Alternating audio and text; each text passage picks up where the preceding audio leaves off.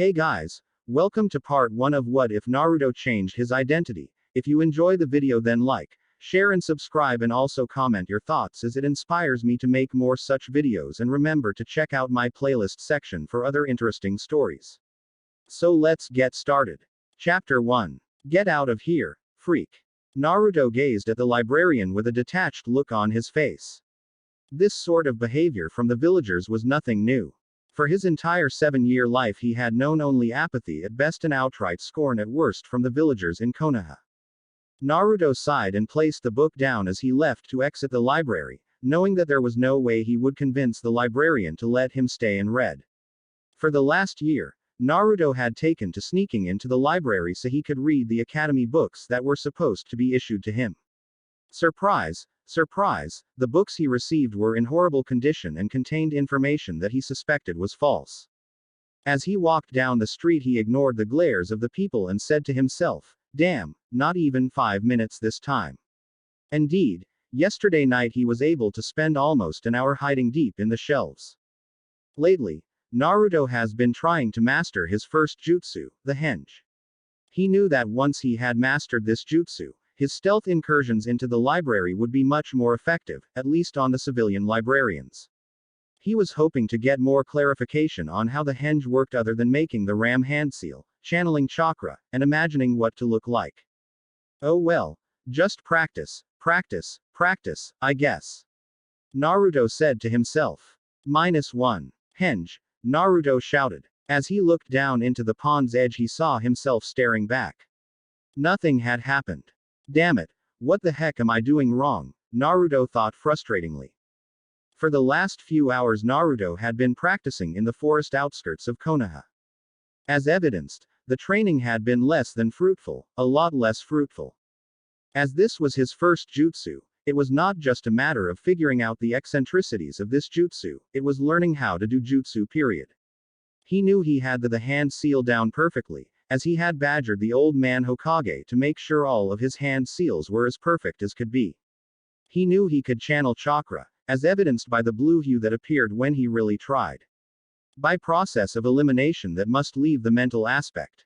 He sat down on the grass as he pondered the mental side of his first jutsu. He didn't know quite what was supposed to be going on inside of his head.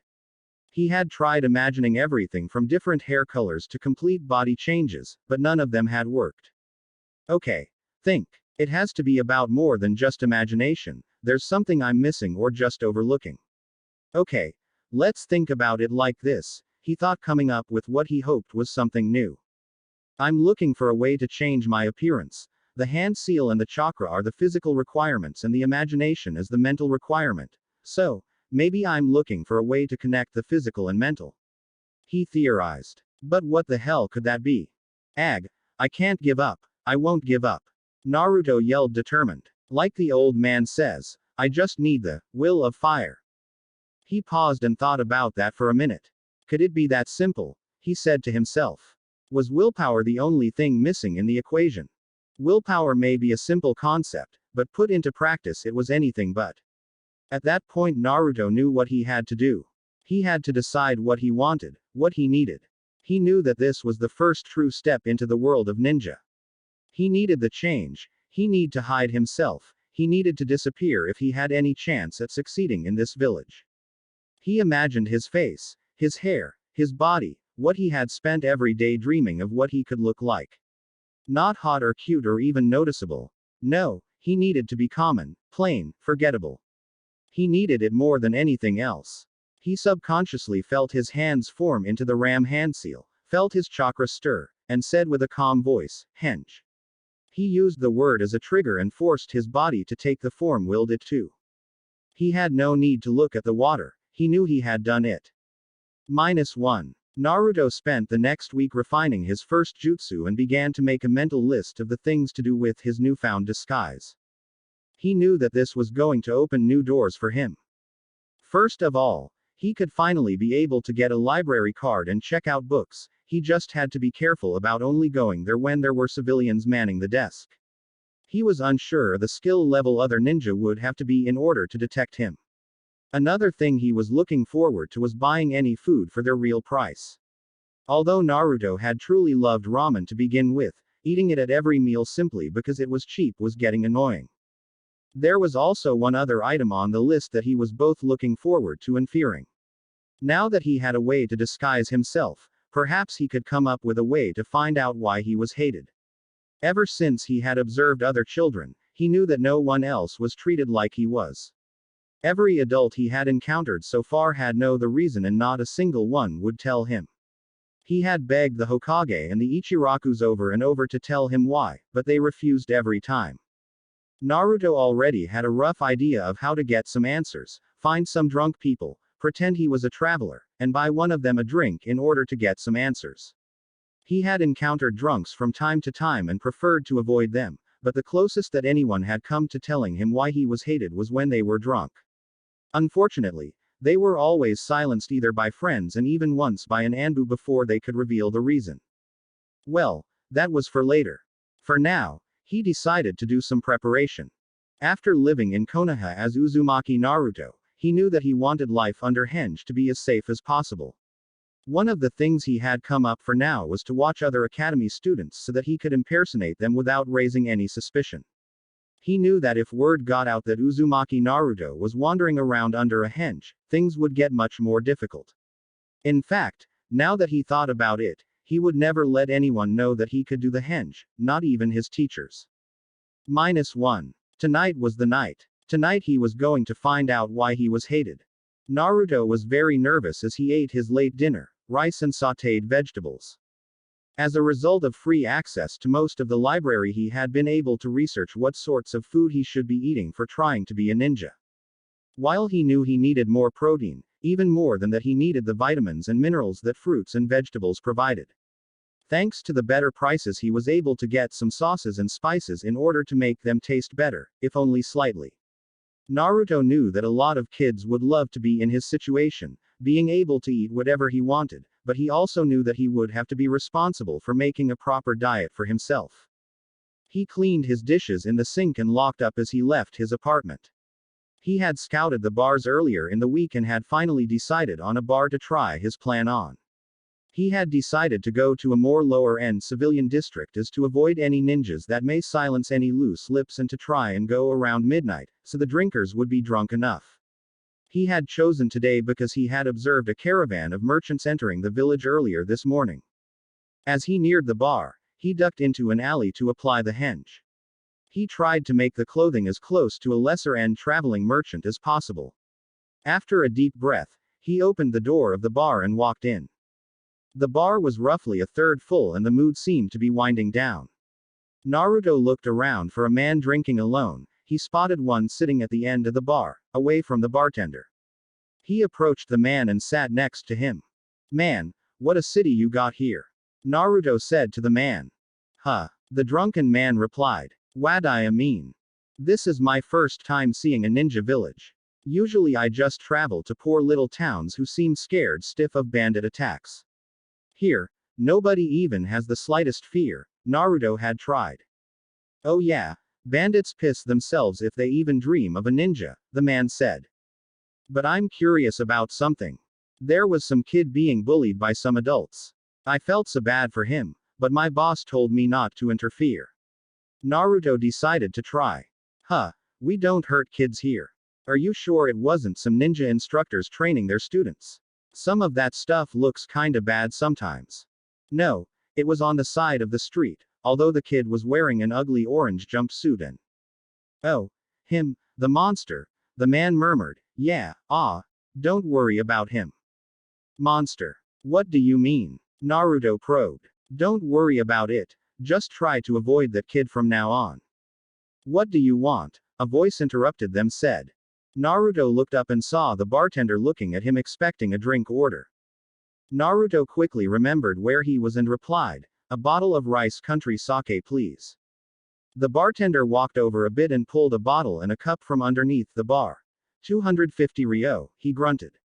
Naruto internally winced as he handed over the money. Guess it would be back to instant ramen for a while. Naruto poured himself a drink as the bartender deposited the money. He then looked back at the man and decided to try a subtle bribe. "Care for a sip? Who turns down free booze?" the man stated. Naruto made sure to fill the man's cup as much as he could before raising his own and saying, "Kampai." The two men drank deeply, or at least one of them did and the other pretended to. Naruto tried to make small talk for the next half hour, refilling their glasses with his wine every so often. Of course, most of it ended up in the other man's cup. After the man had become considerably more tipsy, Naruto decided to try again. "So by the way, why is that orange-dressed kid a monster?" "Huh, he just is, everybody knows that," he said, his words becoming increasingly slurred. "Remember, I'm new in town," Naruto said gently. "Come on, he seems harmless." "Ha, some people may believe that but most of us know better. The Kyuubi is just faking it. Everyone knows it's just biding its time." The man started to rant, probably not realizing the word that had frozen Naruto suddenly. The Kyuubi. The nine-tailed beast that had attacked Konoha on the day of his birth. But how was he the Kyuubi?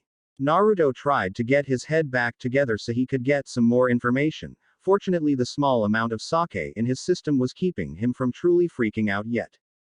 "What are you talking about? That monster was huge. I heard it was bigger than that mountain with the faces on it that I saw. How could that kid be anything related to that thing?" Naruto tried. "The Yondaime, our hero, sealed it into the kid. The monster then took over the kid's body." The stupid Sandame tried to say that the kid is in control, but that's just stupid. The man blurted out. "Sealed? How does that work?" Naruto managed to say, all the while trying to comprehend what he had just heard. "I don't know. One of those ninja things," the man droned out. At this point Naruto was reluctant to hear any more. He quietly excused himself and made for the door. As he walked back to his apartment he thought about his life and how what he heard could be the truth. Before he knew it he had returned to his home and felt clueless as to what to do. He had wanted answers since before he could remember, but he wasn't quite prepared for this. -1. Time skip 1 month later. For the last month, Naruto had been coming to terms with having the Kyuubi sealed within him. He had continued going to the library and training his ninja skills. By now he had learned the Kawarimi substitution jutsu and was making progress on the Bunshin.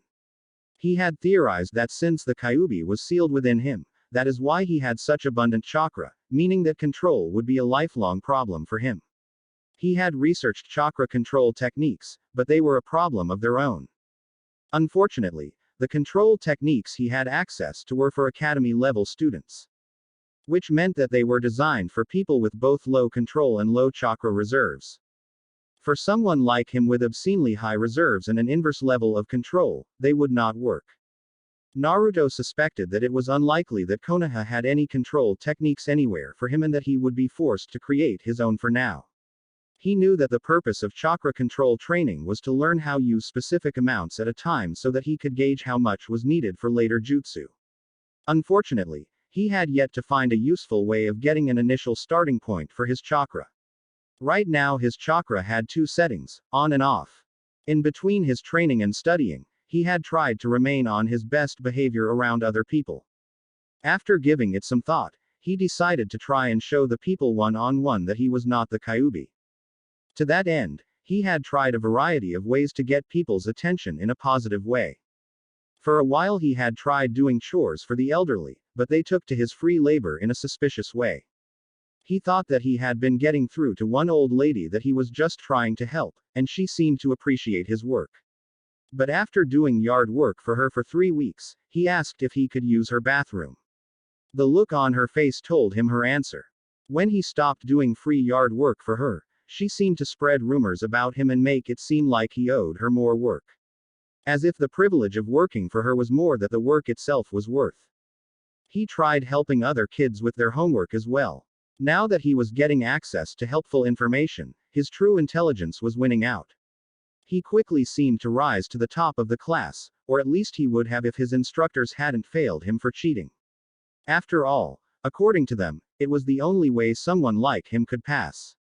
When he tried helping the other kids, they listened to their parent to avoid him and to the instructors that he was a cheat.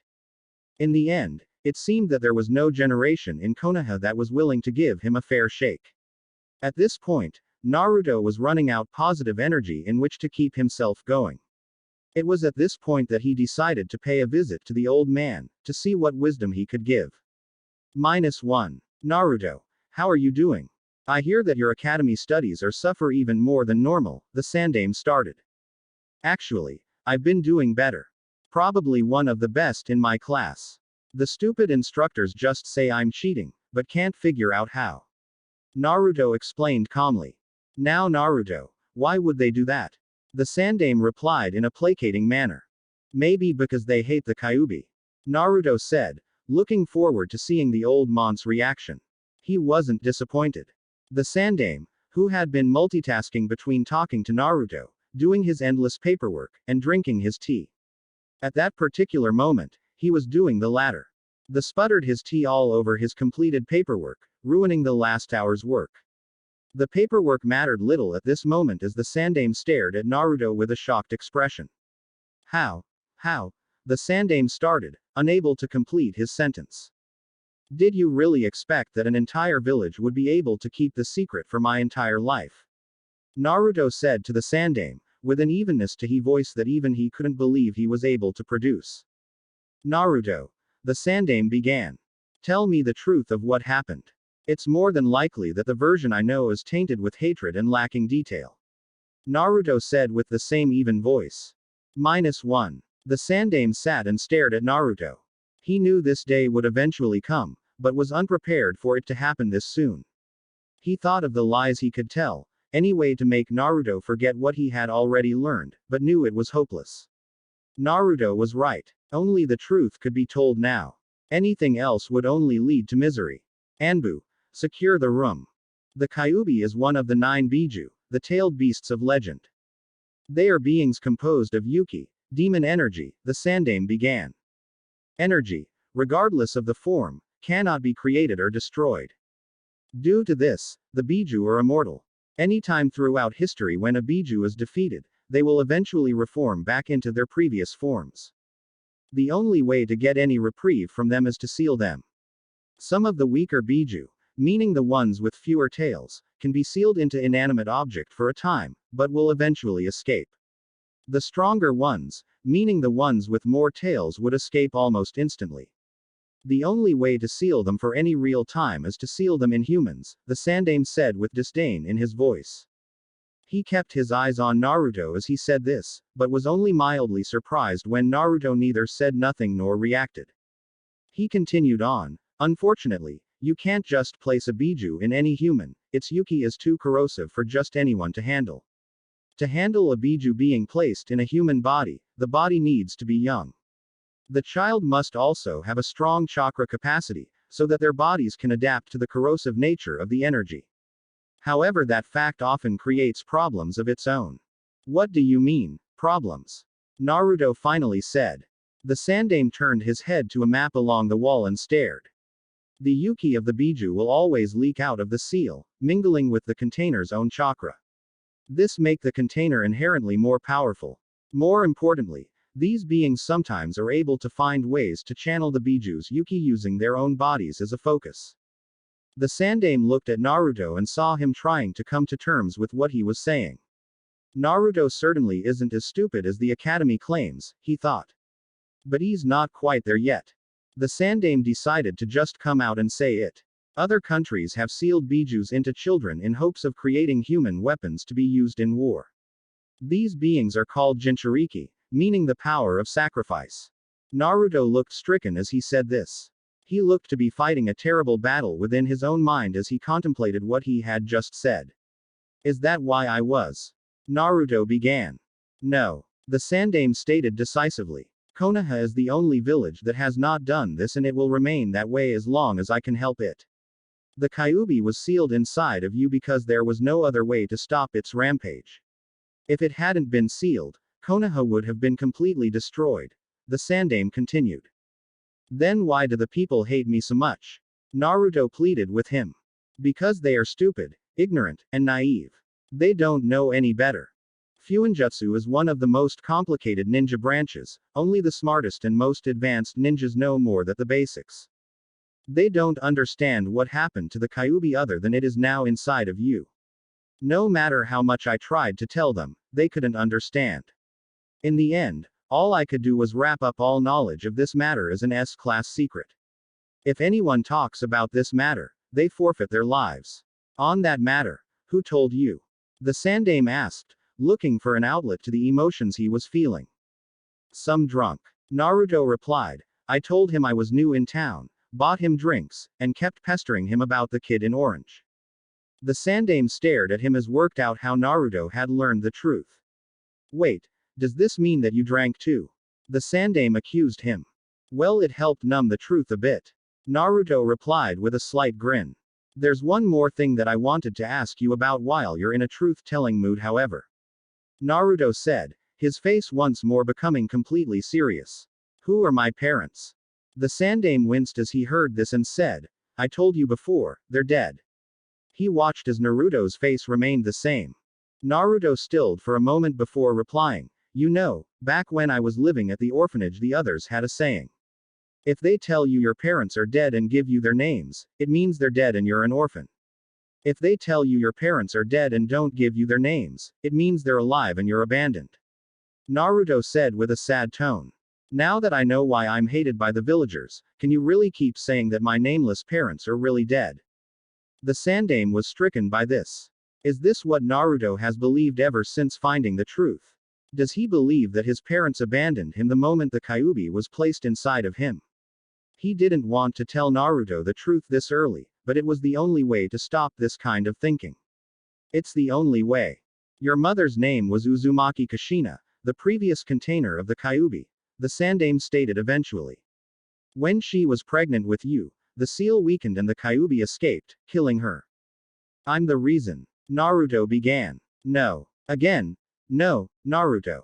We were prepared for the seal to be weakened and should have been able to deal with the strain on your mother, but something happened. I don't know all the details, but someone interfered and allowed the Kyuubi to break free. The only man who saw this person was the Yondaime Hokage, your father.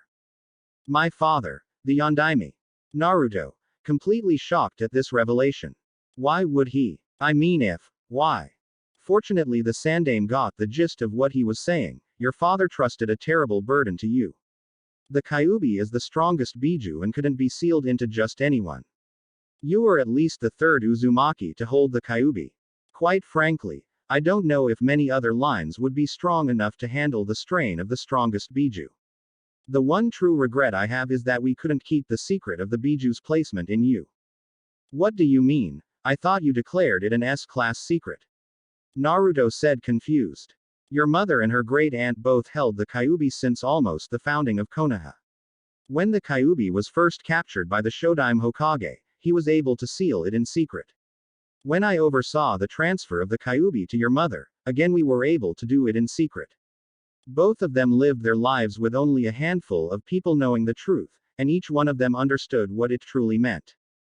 Then why couldn't you keep it a secret for me? Naruto said despairingly. In the aftermath of the Kyuubi's escape and sealing there were too many witnesses. Too many lives had been lost.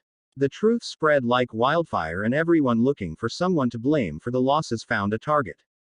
Me. Naruto finally understood. Yes. But if my father was the Hokage, why would I be living in the orphanage? Naruto asked. Surely my parents had at least one friend who could have taken me in. And if I was the Hokage's son, surely that would have kept me from being hated at least a little. Your father had many enemies and was greatly feared. He had developed a jutsu that enabled him to wipe out entire armies single-handedly. If Iwa had found out that he had a son, they would have attacked us, and as you recall, after the Kyuubi attack we were severely weakened. Even if they hadn't attacked in mass, assassins from every country would have gone after you relentlessly. The Sandaime watched as Naruto stared at him. All his questions seemed to be answered. I need some time to think about this, he finally said and left. -1. It seems Uzumaki Naruto is destined to be hated by his own people, and Namikaze Naruto is destined to have never existed. Naruto said to himself. It had been a few weeks since his conversation with the Sandaime, and Naruto had been going through his life with a strange detachment. He observed the hatred in the eyes of the people as they looked at his true self, as opposed to the way they ignored his alter egos. A few days ago he had come to the realization that he would likely never be accepted by these people as anything more than a scapegoat. He considered leaving, but knew the world outside probably wouldn't be any better, just more unfamiliar. Konoha, for all its faults, truly tried to rise above the other villages in terms of morals. However, with the time passed since the founding, the people had finally found their missing outlet for all their hatred and cruelty. The other villages had blamed bloodline ninja, different skin colors, even gender, to find reason to exercise their hatred. Konoha had made it almost 100 years until he came along. Apparently, the temptation to hate was just too irresistible. That was the problem, however. He would always be the object of their hatred. He was now an institution for them. After realizing this about the people, he started to pity them. He knew that he should hate them, but just couldn't bring himself to act just like them. He wanted to change them back to the way they once were. Before they infected themselves with this hatred. If he wanted to change that, he needed to do something drastic. He couldn't change who he was inside, but he could change the less important outside. Chapter 2. Naruto thought about his idea for a few more days, but as more time passed, he became more enamored with the idea. Changing his identity and appearance was a simple idea, but required serious actions and follow-through. First, he would need to come up with a way to change himself so that no one could recognize him. Then he would need a new identity and explanation as to where he had come from. Next, he would need to live within Konoha as a completely new person without anyone in a village full of the most observant people in the world knowing any better. Naruto thought about all the people that would miss him, or rather the 3 people that would probably miss him. The Ichirakus and the Sandaime. The Ichirakus had given him the only sense of family that he had ever known and had fed him even when he couldn't afford it. Ayame had even been like a big sister to him. He was sad that they would no longer see him for who he was, but he knew that his relationship to them wouldn't be enough to last him the rest of his life. The Sandaime had been his greatest ally. He had given him a home when the orphanage had thrown him out. He gave him a stipend to live on and increased it twice after finding the price of living for a young Jinchuriki. However, now that he knew the truth, he had to admit a certain practicality about relying on this particular ally. The Sandaime was old, he had retired once already, and that was nearly 10 years ago. He wouldn't be around forever, and when, Kami forbid, he died, Naruto had no idea what his yet-to-be-chosen successor would do with him. Plus, as evidenced by his last conversation, there were clear limits to his only ally's power. Naruto's mind made up, he started to make real plans and researching ways of changing his identity. He learned that a name could be legally changed in one of the 11 major cities in Fire Country, including Konoha. Naruto knew that he wanted to do this as subtle as possible to prevent people from finding the truth, but he also considered the possibility that he might one day want to retake the name Naruto after he had won Konoha's respect. So he wanted to do it as legally as possible as well. Obviously, he couldn't change it in Konoha, so he hoped to travel to one of the other cities to find a way to change his name. Then he could reintegrate himself back into Konoha as an orphan looking to become an academy student. He decided there was no point in delaying and decided to make his goodbyes. He knew the Sandaime would be the hardest to convince, and the Ichirakus would be the most emotional. -2. As Naruto walked into the Sandaime's office, he was still conflicted as to how much of the plan to tell the old man. He knew he had to tell him he was leaving for a while, but was unsure of whether or not to tell him about his reintegration. He sighed for the umpteenth time as he decided to just play it by ear. "Hey," Naruto said apprehensively. "Could we talk in private again?" The Sandaime looked at him for a moment and dismissed his Anbu guard. "How are you dealing with the aftermath of our latest talk?" the Sandaime questioned. "I must admit I've been thinking deeper than I can ever remember over the last few weeks," Naruto stated after some thought, before continuing. "But, I've come to a few conclusions on where to go from here." The Sandaime nodded and made a motion for him to continue. "I'm just going to say right now that some of this you're not going to like. But I've thought about this for a while now and this is the path that I want to take," Naruto said with a determined face. The Sandaime frowned and looked at Naruto before again motioning him to continue. "I've decided to leave Konoha for a while," Naruto came out and said. As he imagined, the Sandaime immediately had something to say about that. Naruto, Konoha is your home. I know that the villagers are a bit difficult right now, but over time they will learn to respect you. No, they won't, Naruto said with a straight face. One thing that I have observed that you may have missed is that a lot of the villagers like hating me. Hating me makes their lives easier. It helps them to have a scapegoat to blame for all their problems and grief. As long as I'm here, they won't want me to be in any other role. They want me to be the stupid idiot on the outside and the monster on the inside. The Sandaime frowned deeply at that as he tried to come up with a response to it, but Naruto again beat him to the punch. I've tried to show them that they're wrong, but I can't change their minds about me. I've gone through a period of hating the villagers back, but in the end I know I'm only poisoning myself with that kind of hate. I've reached the point right now where I pity them for their hatred. This isn't just about me, it's about everyone. Me leaving helps everyone. It lets me be able to grow to my full potential away from their sabotaging hatred, and it lets them forget about the everyday reminder of the monster that ruined so many lives. Seeing the Hokage thinking, Naruto continued, I won't be gone forever. I'm not planning on joining another ninja village or becoming a common fisherman or something. I just think both the people of Konoha and myself need a little break from each other, for both of our own good. The Sandaime sighed and finally responded, I can see you put some thought into this, but where would you go? How would you support yourself? I would like an advance on my stipend, maybe enough for a year. As soon as I'm away from Konoha, I imagine things will be generally cheaper, at least as far as I'm concerned. Naruto said, deciding not to tell him about his henge.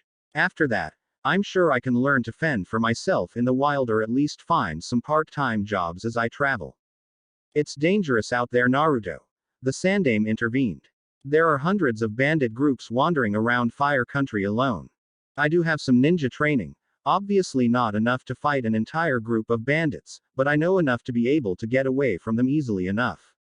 Plus I can tell you that I'm not going to go looking for trouble.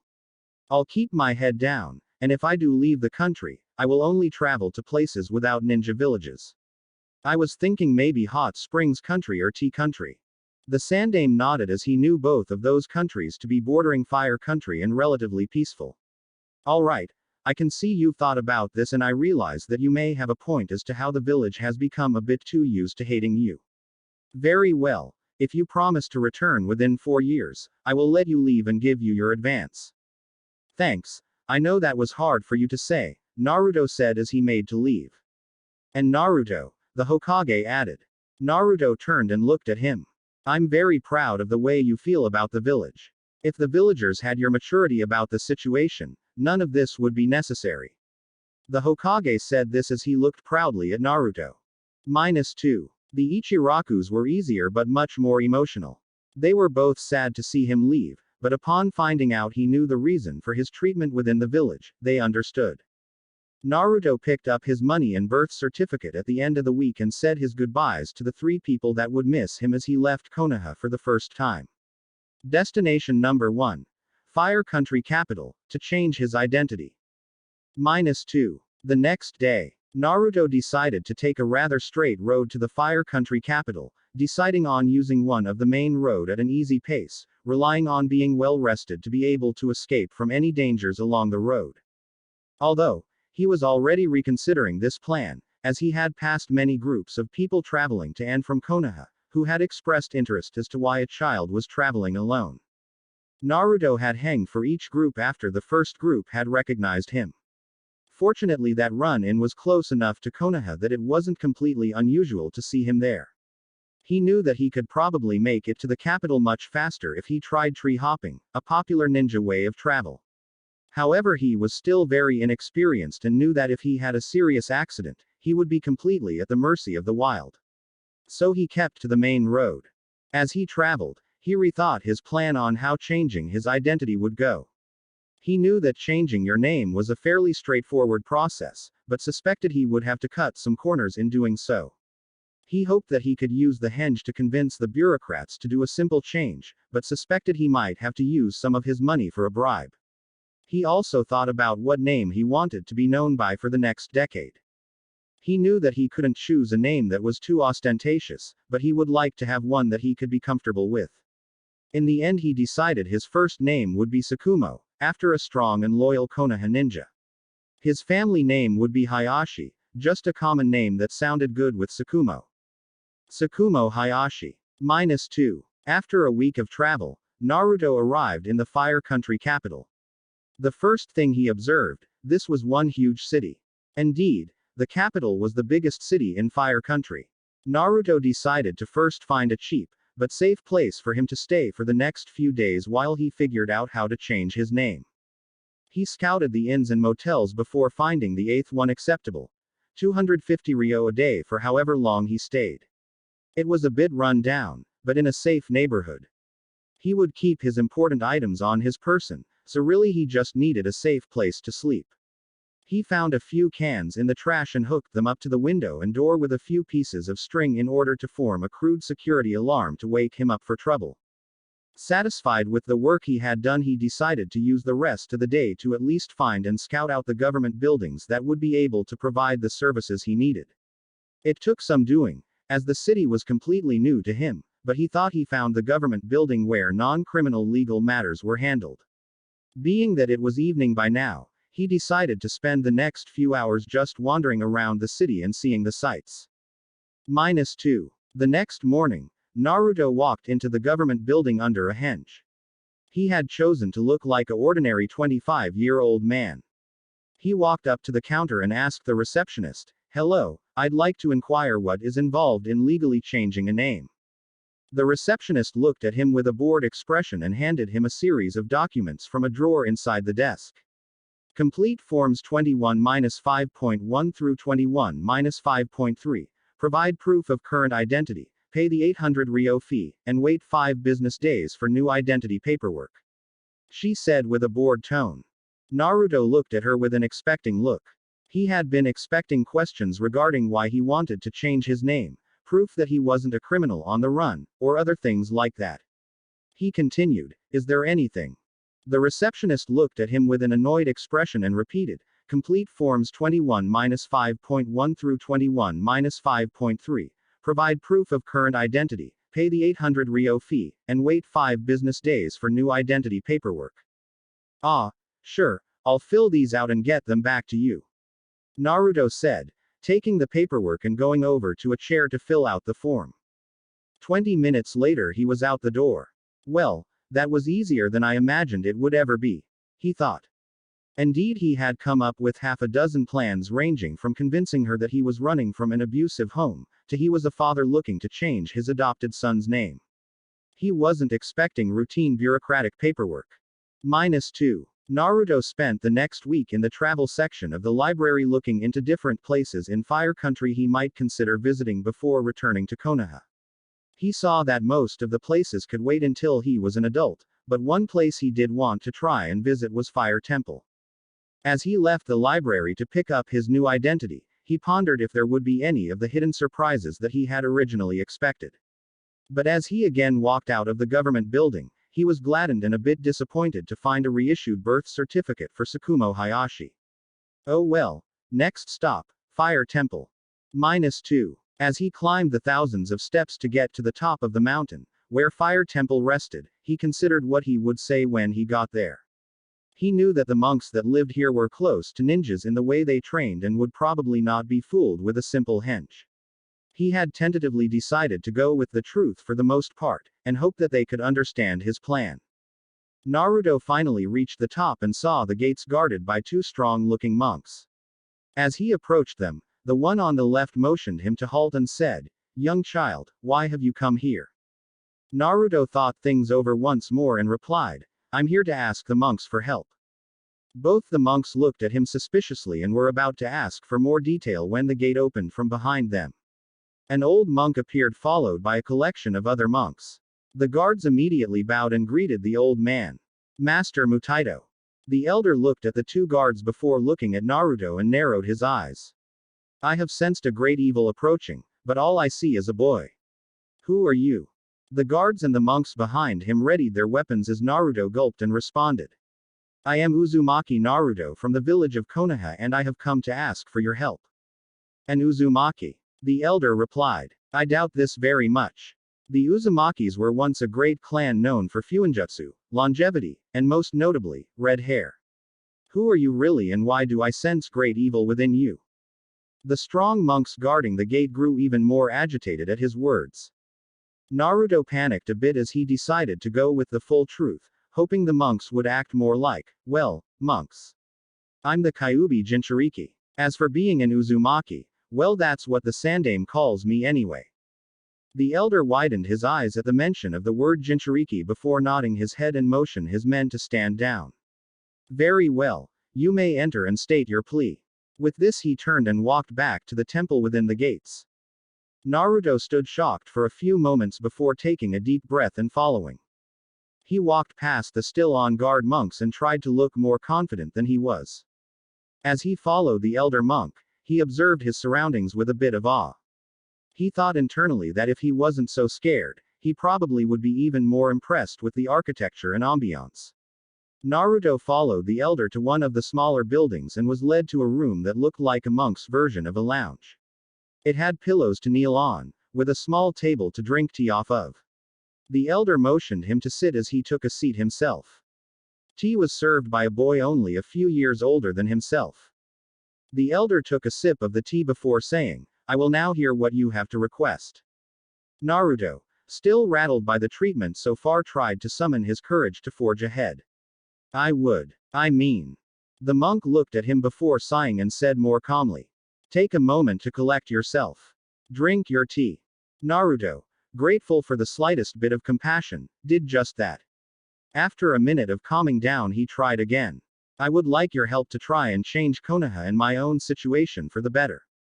With that out of the way, Naruto explained further. As I'm sure you're aware, people like me aren't exactly well liked by the common populace. I grew up with a lot of hatred and bias towards me because of the Kyuubi. Due to that, the people of Konoha and I are locked in an endless cycle. They hate me, I try to get them to not hate me, they hate me, and so forth. The monk nodded before responding.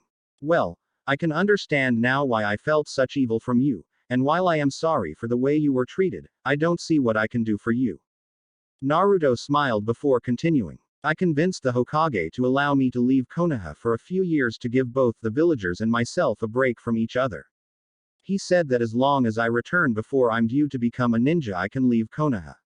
I, however, had the idea to change my identity and appearance and return to Konoha immediately to re-enroll back into the academy. I would work hard, earn their respect, and when I had earned it, reveal myself and rid them of their hatred. The elder looked at him with a dubious look before responding. Why not just remain as you are and earn their respect that way? I've already tried that, Naruto commented. Nobody will even give me a ghost of a chance. The academy instructors hated me so much they were practically teaching me to block punches with my face. How could I earn their respect if they are actively sabotaging me? Everyone thinks I'm a complete idiot because they're the ones grading me, and no matter how well I do I keep getting Fs. The monk finally showed some sympathy with the frown on his face. Again, I don't see how I can help you. This is a training area for monks, not ninja. I just wanted to know if there was a way to receive a recommendation from the Fire Temple to enter the academy. I already changed my name in Fire Capital and have new documents. If I had a recommendation from the temple, the academy would be more likely to accept me with little fuss. The elder monk finally nodded and replied, I could give you a recommendation, but not for free. You will stay for the next month and train here. Show me your determination, drive, and character, and you will earn a recommendation from the Fire Temple.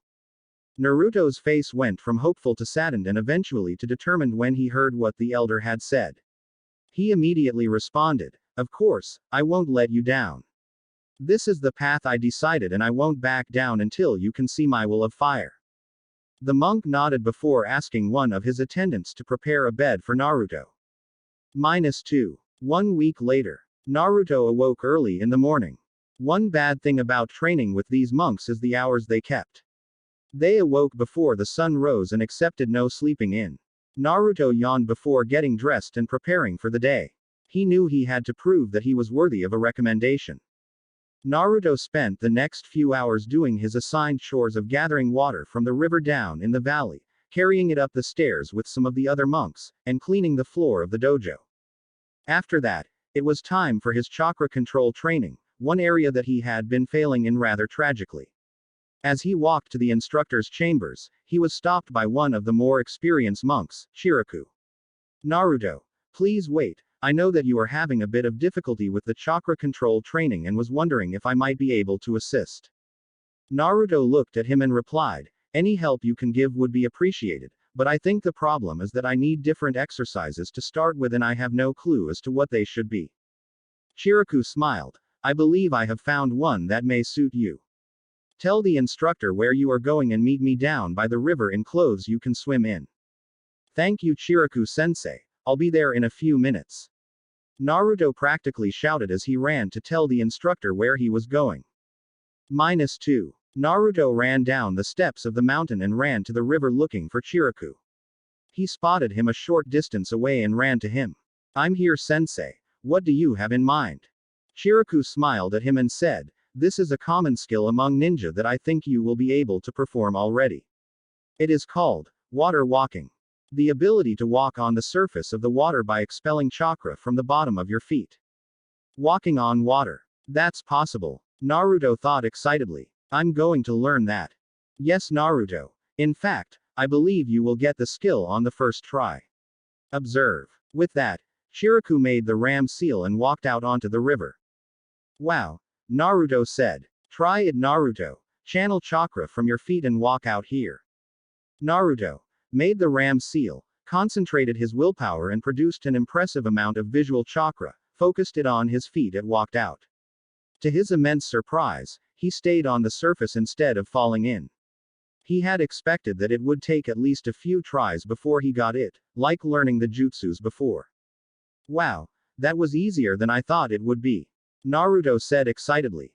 Shiraku grinned before continuing, I'm not surprised actually. The water walking technique only requires enough chakra to stay afloat, but doesn't have an upper limit as to how much you can use. Right now, you are probably using more than 500 times the amount of chakra required to keep you afloat. Okay, well I guess I can see how others might use this to train their chakra, but how is it an exercise for me? Naruto asked. Because we are going to alter the exercise like so. With that said, Shiraku began to sink slowly into the water until his knees were underwater. At that moment he slowly began to rise again. What I'm doing is controlling the amount of chakra I'm releasing to the point where I can barely support myself. I'm allowing myself to sink and rise based on the amount I release. If you can learn to do this exercise, it would be a good first step in learning to use your chakra. Naruto grinned widely as he tried to do it himself, only to succeed in turning off his chakra completely and dropping in. He released his chakra once more only to shoot out of the water and fly into the air, before dropping back into the river. Keep trying Naruto. Remember use less chakra, not zero chakra. The eventual point is to be able to do this exercise slowly. Shiraku taught. I know, it's just. I've never done anything like this before. But don't worry, I won't give up. I will master this. Naruto responded determined. Very good, keep trying. If you need to, you can try to use weights to increase the resistance. That should make it at least a little easier at first. Shiraku said helpfully. -2. 2 weeks later, Naruto had finally fallen into a routine among the monks. He would awaken and do his chores, then train his chakra down by the river, eat lunch, train in taijutsu with the monks, meditate, eat dinner, talk with the monks, and sleep. Today however there would be a slight deviation. Today he would be speaking with the head monk, Mutaito. As Naruto walked toward his meditation room, he wondered what the elder monk wanted to speak with him about. As far as he knew, he still had another week left of training before the elder made his determination. Naruto knocked on the door to announce his arrival and enter when he heard the call to come in. He walked into the room and saw the elder peacefully meditating in the center of the room. Naruto walked over him and knelt opposite of the elder. He considered speaking, but decided to just remain silent and wait for the elder to speak. A few minutes later, Mutaito opened his eyes and spoke. For nearing 1 month you have been here, before you leave I would like to hear more of your plan for the future. I would also like to hear what you have thought of the progress you have made in the last 3 weeks. Thank you, Master. I feel like I have made a lot of progress here in the last few weeks. 2 of the skill that I needed the most help with were taijutsu and chakra control. Taijutsu due to the fact that the academy instructors have never helped me properly in this area. With chakra control I feel like I'm starting to have at least the beginnings of control. Thanks to the exercise Chiriku-sensei came up with, I finally have a way to at least start training. I have to carry almost as much weight as I can carry just to control the amount of chakra enough for me to sink or rise slowly, but it's better than nothing. I always knew that chakra control would something I will be working on my entire life, but at least now I have a starting place. Naruto summarized his training so far. Master Mutaito nodded as he said, I am glad that you understand that, and are willing to continue working on your chakra control. I am satisfied that if you keep up this level of training that you will be a fine ninja one day. Now tell me about your future plans for when you return to Konoha. Naruto nodded before continuing. Well, assuming you give your recommendation, I plan to reinsert myself into the Konoha Academy. I will disguise myself in different clothing, wear a face mask, and dye my hair in order to hide myself. I have already changed my name in Fire Capital before coming here, so I already have the documentation. I plan to try and get into the year ahead of where I was, in order to avoid many of the people that may recognize me. Hopefully, the training I received here will be enough to give me a leg up in that area. Master Mutaito frowned for a moment. I do not usually endorse deceit, but in your case I can see how it is necessary. What are your plans for when you become a ninja? Naruto smirked slightly before responding. I have given this much thought, and as much as I dream of grabbing dangerous and glorious assignments to spread my legend, I understand that everyone must start at the bottom and work their way up. I will research it more, but for now I plan to stay out of the public eye and gather experience and training in a slow and steady manner. I will continue to work hard in training, gain experience from missions, and earn the respect of my comrades. The elder monk smirked himself before replying, sneaky, but so very much like a ninja. Naruto nodded to this comment. The only thing that I am conflicted about is the Hokage. I gave him the impression that I would be gone for years before returning, but at this rate I will be back in less than 2 months. I know that things would be much easier if I told him that I was in Konoha, but I also want to try and do this completely on my own. I know that there will come a day where I can't rely on him, and I want to make sure that whatever I achieve in the end is from my hard work, not his political capital. I can tell the Sandaime who I am either when I get to Konoha, when I graduate, when I reach Chunin, when I reach Jonin, or not at all. The monk thought about the matter before replying. What exactly are your motivations for telling him or not telling him? What is it that you hope either of you will do with the information? The most important reason I want to tell him who I am is so he knows that I am safe, so that he doesn't have to worry about me. The world is a dangerous place. I hate the idea of him constantly fearing whether I'm safe or that I need his help. Naruto confessed. Mutaito smiled before nodding to continue. But I feel like I want to do this on my own, my way. If he knew, I feel like he would be watching over me. I feel like he has his own plans for my future that I wouldn't even know about until they were happening. I had to find out about the Kyuubi for myself. If I hadn't, I don't know if he would have ever told me. Naruto blurted out at the end. It sounds like you care about his man more than any other, but are conflicted due to the position of leadership he finds himself in. Mutaito eventually said. Yes, I feel like I have a solid plan, but I don't know how he should fit into it. Naruto confirmed. In that case I would advise you to hold off on telling him, at least at first. Write letters to him telling him that you are doing well and continuing your studies. Take things one step at a time. If you feel like you are ready to tell him, do so, and tell him you wish to earn the respect of Konoha your own way, the head monk advised. Naruto thought for a moment before nodding. Thank you, master, that is what I will do. Well, with that, there is only one more thing that I need, the elder monk said. Naruto looked confused. Your new name. I can hardly write a recommendation for Naruto Uzumaki. Mutaito said with a laugh. Naruto smiled and simply said, Sakumo Hayashi. -2. 1 week later, Naruto walked down the steps of the temple for the last time for a while. He intended to come back someday, but for now, he had carried enough water up and down these steps to last the rest of the year. He patted his coat pocket for the third time in the last hour, comforted by the letter of recommendation from Mutaito. With this, he should be able to get into the village and the academy without much fuss. He only had one more stop to make before returning to Konoha. He would be returning to the capital to buy new clothing and to change his hairstyle and color. After that was done, he would start his new life as Tsukumo Hayashi. Chapter 3. As Naruto approached the gates of Konoha, he felt a sense of wonder that he had never felt before. Instead of a sense of familiarity, Konoha now presented new opportunities. He walked to the short line of people waited to get into the village and waited for his turn. Naruto checked himself one last time to make sure everything was in place. His new boots, his green cargo pants, his mesh undershirt, his many-pocketed jacket and his new face mask were all in place. His hair had been shaved to only an inch long and was a light brown color. He had a manual shaver in his backpack along with a few containers of hair dye. He was pulled out of his mental inventory by the gate guard who was beckoning him to approach. The Chunin gate guard looked at him with suspicion before asking him, name and reason for entering Konoha. Naruto replied, Tsukumo Hayashi, I've come to apply to join the ninja academy. You want to be a ninja, huh? The gate guard said. Do you have any experience? I trained at the fire temple for a while, and the head monk wrote me a letter of recommendation. Naruto defended. Huh, well that should be enough to at least get you a chance. Alright, stand over in that corner for a while. I'll summon a genin to escort you to the administrative building. The Chunin pointed to a section of the wall near one of the watchtowers. Naruto stood patiently in the corner, giving the guard no reason to feel anxious about him. After half an hour, a teenage boy arrived to escort him to the administrative building.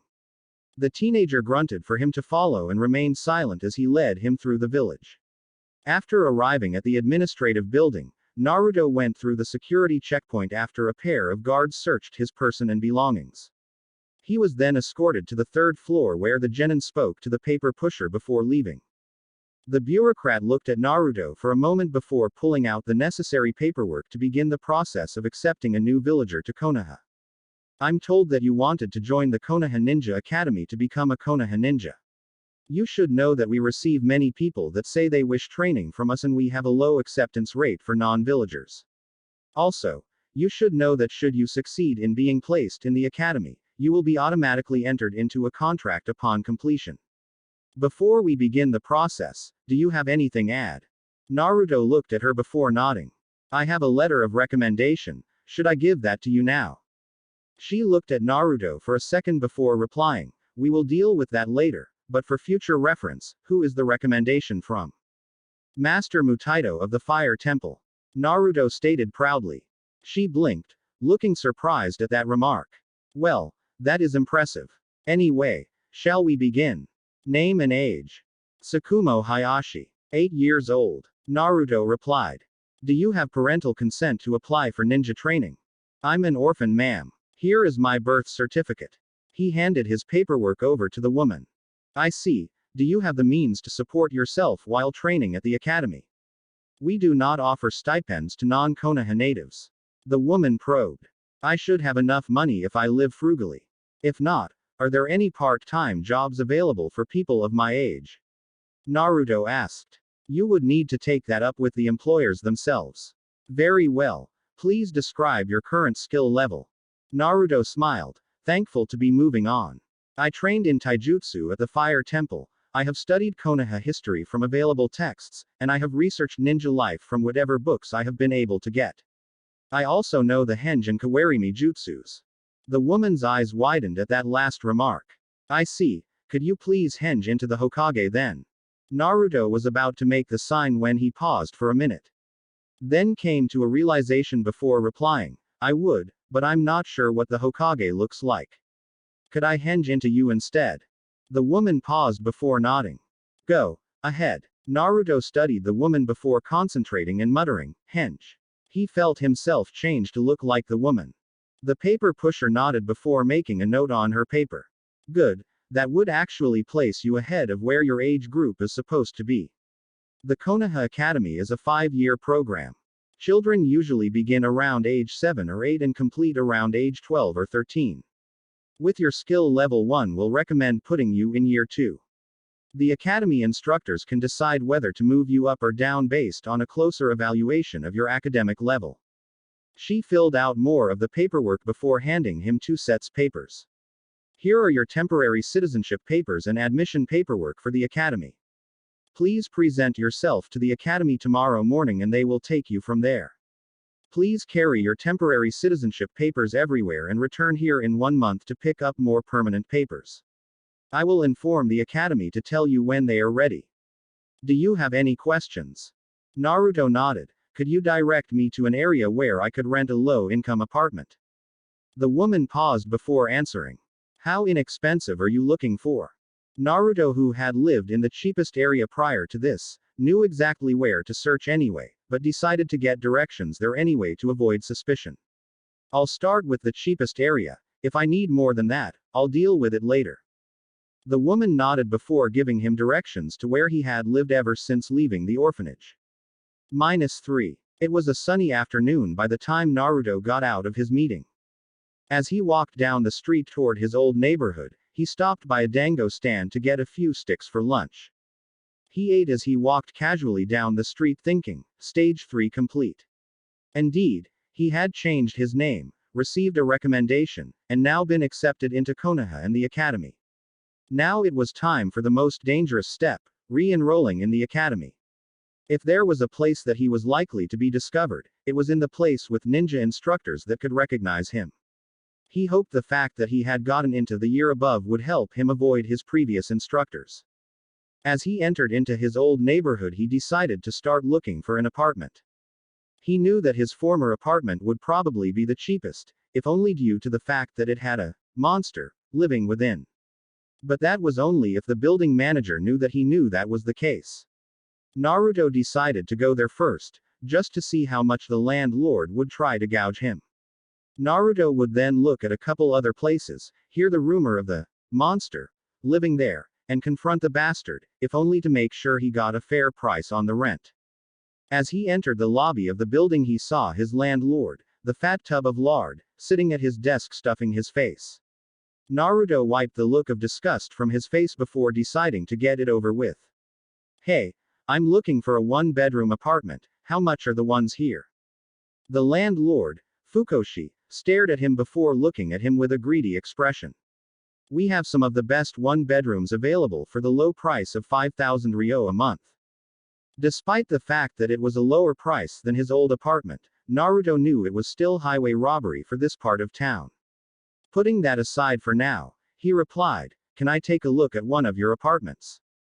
Fukoshi led him to the 3rd floor and showed him the apartment. It was an exact copy of his apartment, except the facets here seemed to have hot water. Thanks, I'm going to look at a few others in the area, but I'll return by the end of day if I want the apartment. Naruto concluded. Fukoshi frowned heavily before grudgingly accepting. -3. Naruto left his old building to look at a few others before returning to confront him. He turned down the street and headed to an apartment building bordering Konoha's small red light district. As he was about to enter the building, he noticed a man fixing one of the ground windows that had recently been broken. Naruto decided to approach him first. Excuse me, do you work here? The man turned and grunted. Yeah, what do you want, kid? Here to break some more windows. Naruto shook his head before replying, no, I'm actually new in town. Here to try and join the academy. Do you know if the building has any available units and what price they are? The man's face appeared suspicious for a moment before shrugging. Yeah, we got a few. Are you looking for 1 bedroom or 2? 1 is fine, or a studio if you have it. 1 bedrooms around here are 3,800 ryo a month. We have a single studio in the basement for 2,500 ryo a month.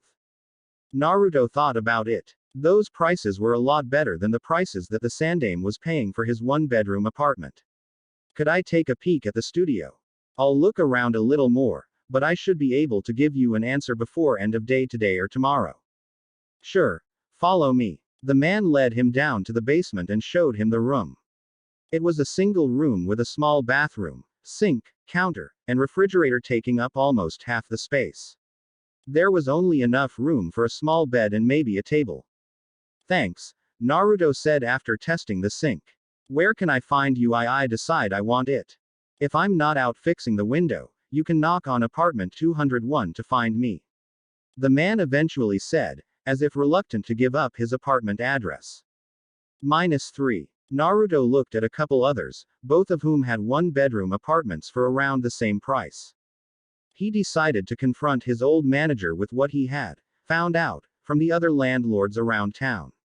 He staked out his old apartment building for a few minutes before he observed Fukoshi taking out the trash from his meals. He timed it so that the manager would see him as he was walking back to the entrance. As he timed, the landlord spotted him and said, "Hey, have you made up your mind yet?" Naruto put a look of disgust onto his face. "Ha, nice try. Not only are your prices the worst in the area, you neglected to mention the monster living on your top floor. If I wanted to be eaten in the middle of the night, I would have gone and joined Iwa and lived with those savages." Naruto play acted, relying on the well-known hatred of both the Kyuubi and of the previous war with Iwa. "What? Who told you?" Fukoshi yelled. "I told the other landlords where I was looking and every single one of them practically tried to save my life by telling me." Naruto continued on. "Okay. Just keep it down. I'll lower the rent down to 3,000 ryo a month if you live here and I promise it'll never bother you." Fukoshi tried haggling. One would wonder why Fukoshi would be trying to haggle with a kid, but Naruto knew why. The truth was that due to the combined reputation of Naruto and Fukoshi, his apartment building was hemorrhaging money. The Sandaime wouldn't let him tear it down and no one wanted to buy it. Over half of the building was empty, probably more. Naruto pretended to look thoughtful at his offer but shook his head. He knew he could go lower. "That's better, but another guy offered me a studio for 2,500. Not much space, but at least I won't have to worry about waking up the next day." As Fukoshi sweated, Naruto internally cheered. He loved seeing his fat landlord be put into place. Okay, 2,000 a month. Naruto considered that offer. It was a good deal and the apartment would be bigger than the studio he had seen. He made a face like he was considering the offer before nodding. "Fine, 2,000 ryo a month, but you have to guarantee that price will stay the same for at least 3 years and that the monster won't attack me." "Deal," the fat man said quickly, happy to have at least some more income from his practically empty building. Naruto grinned as they walked inside to sign the paperwork. It was not only a good deal, but when the monster was discovered missing, he would be locked in at a good price until he had graduated from the academy. -3. Naruto walked up the steps of the academy early the next morning. He had spent a rather uncomfortable night sleeping on the floor of his new apartment, as he had yet to get a bed. He took a deep breath before heading into the academy and pretending to look for the head office. He spotted the correct area before going inside the office and pulling out the paperwork he was given the previous day. He approached the empty desk at the front and took a peek inside of the interior window to see an empty head's office. Naruto took a seat in one of the chairs in the front and decided to just wait patiently for someone to arrive. Less than 10 minutes later, the head of the academy walked in with a coffee in hand.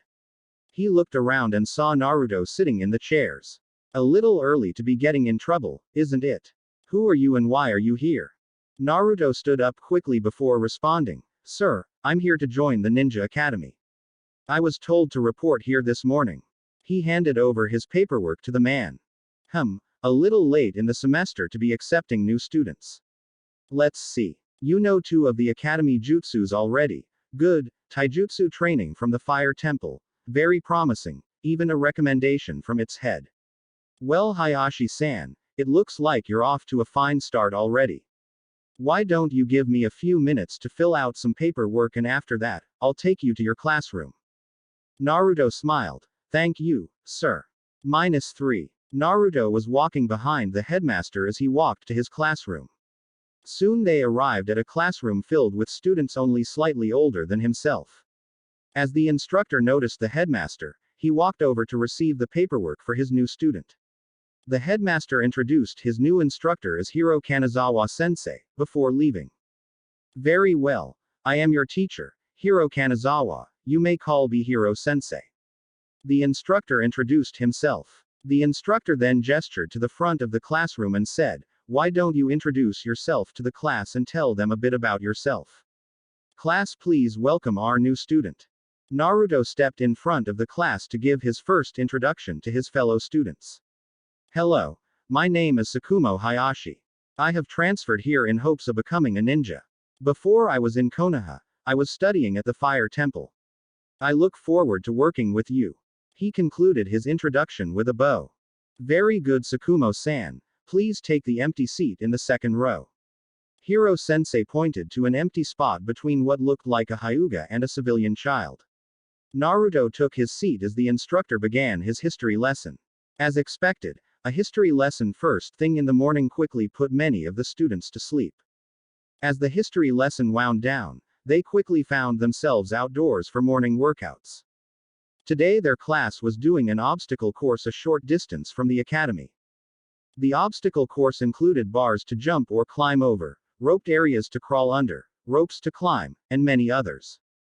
Naruto had enjoyed using this course last year, as it was one of the few training exercises he could do alone, so he knew it would be a piece of cake today.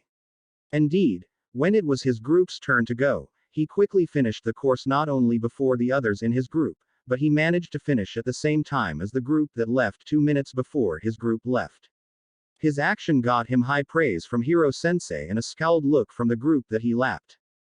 After the lunch break, in which Naruto rested alone under a tree, they returned to the classroom to practice their hand seals.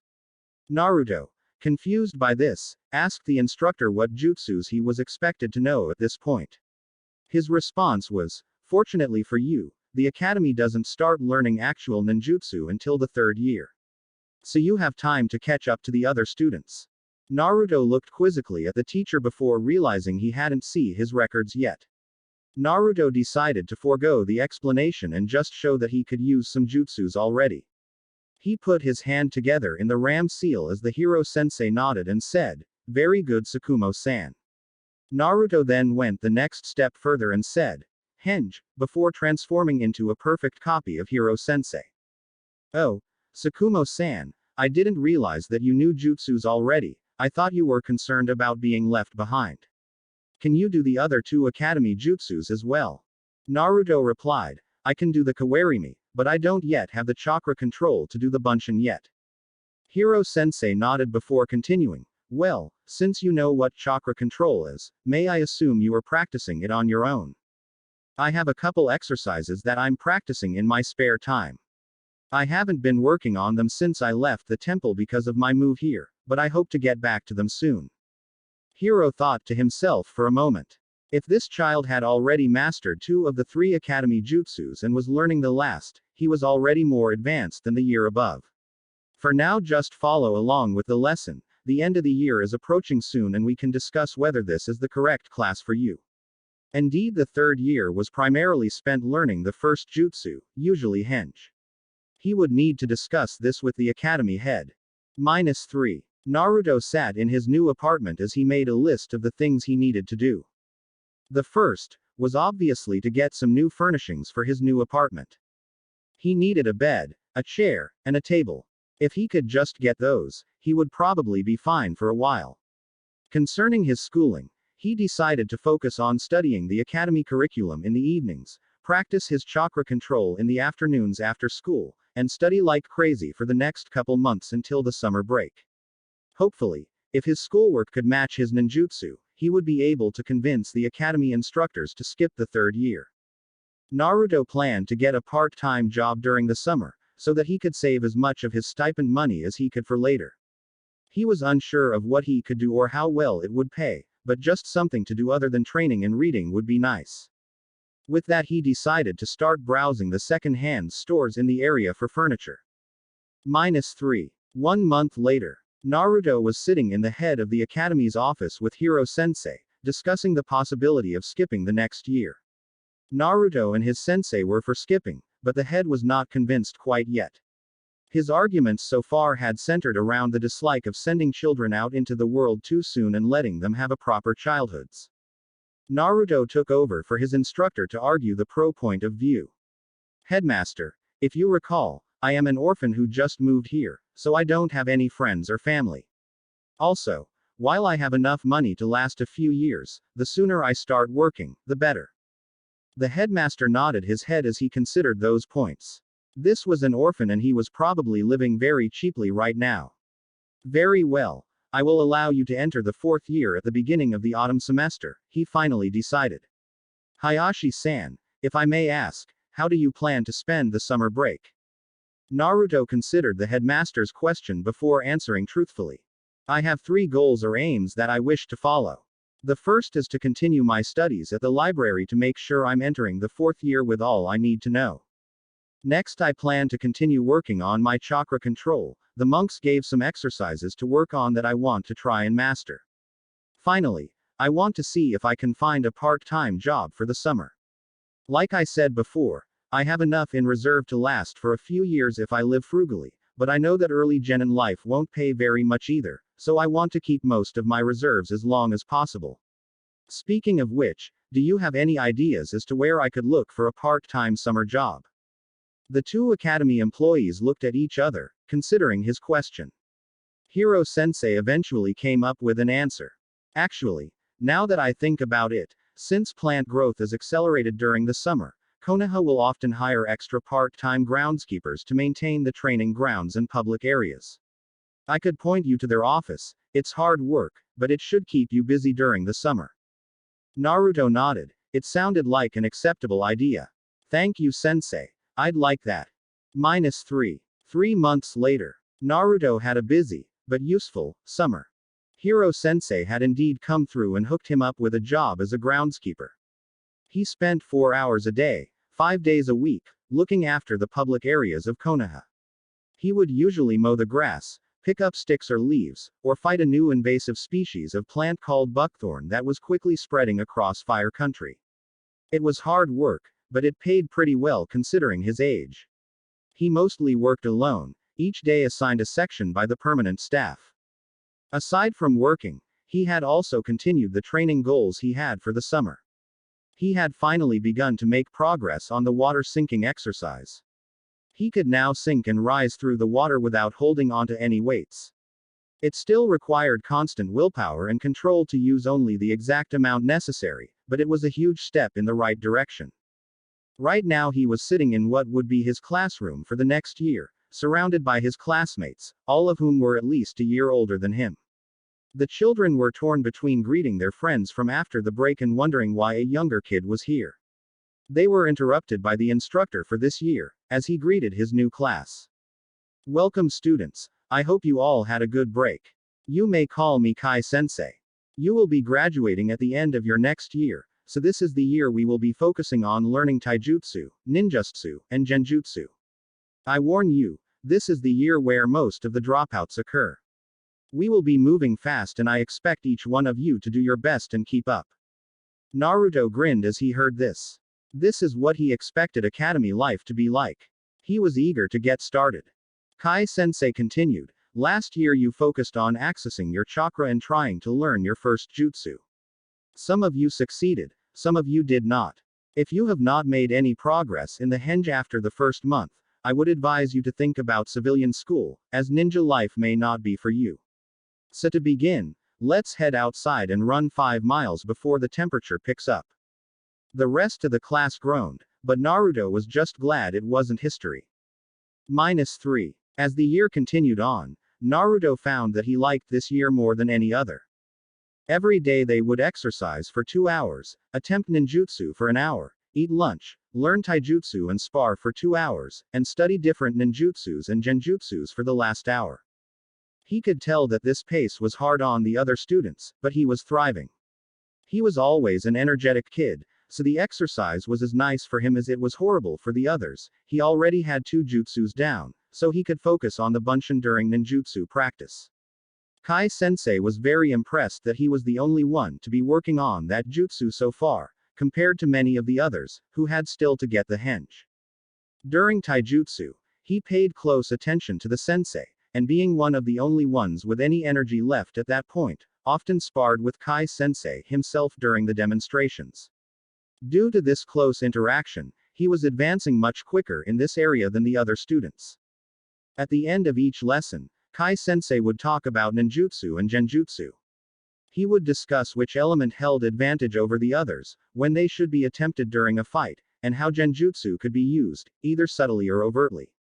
As the other children were wiped out by the taijutsu at this point, Naruto was usually the only one fully aware at this point. Because of this, Naruto was able to convince Kai sensei to teach him how to disrupt genjutsus by flaring his chakra. Every day after his lessons, Naruto would go to the river to practice his chakra control. By this point, he had almost gotten to the point where he could do it subconsciously, so he knew he would have to find new ways to train his chakra. -3. The next day, Naruto started his newest chakra control training, tree climbing. After asking Kai sensei for an exercise, he had originally pointed him to the leaf on his forehead exercise, but Naruto had asked for an exercise that used more chakra than that. Kai sensei, proud of his most hardworking student, was only too happy to give him one. Tree climbing, he decided, promised to be just as useful in the field as water walking, assuming he could learn it. Water walking needed a constant stream of chakra to exit from the feet. As long as the amount of chakra outputted was enough to support his body weight, it would.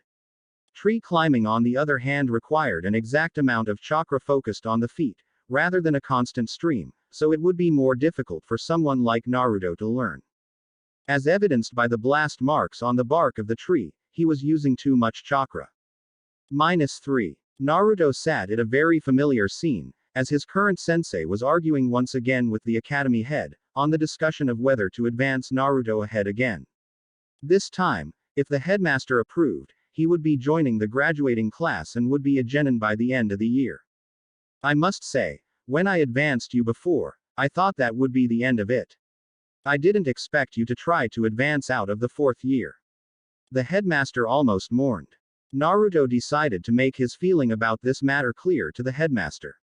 I must say, I'm also surprised by this.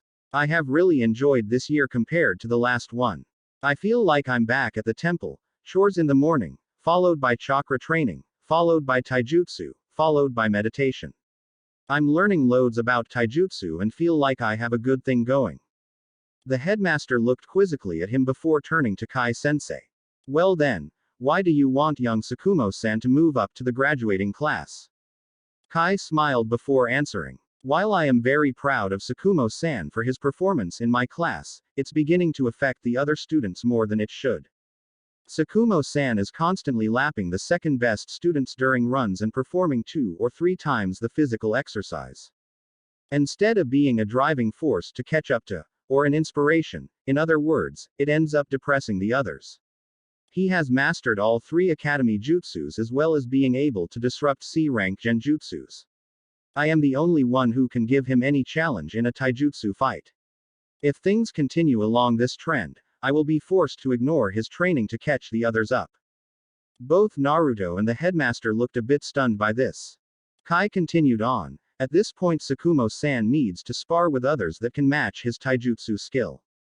Right now, the only class that has that skill is the graduating class. Quite frankly, this year is meant to challenge the students by pushing them to the breaking point. The final year is where that slow things down just a bit and make sure they have the skills to succeed.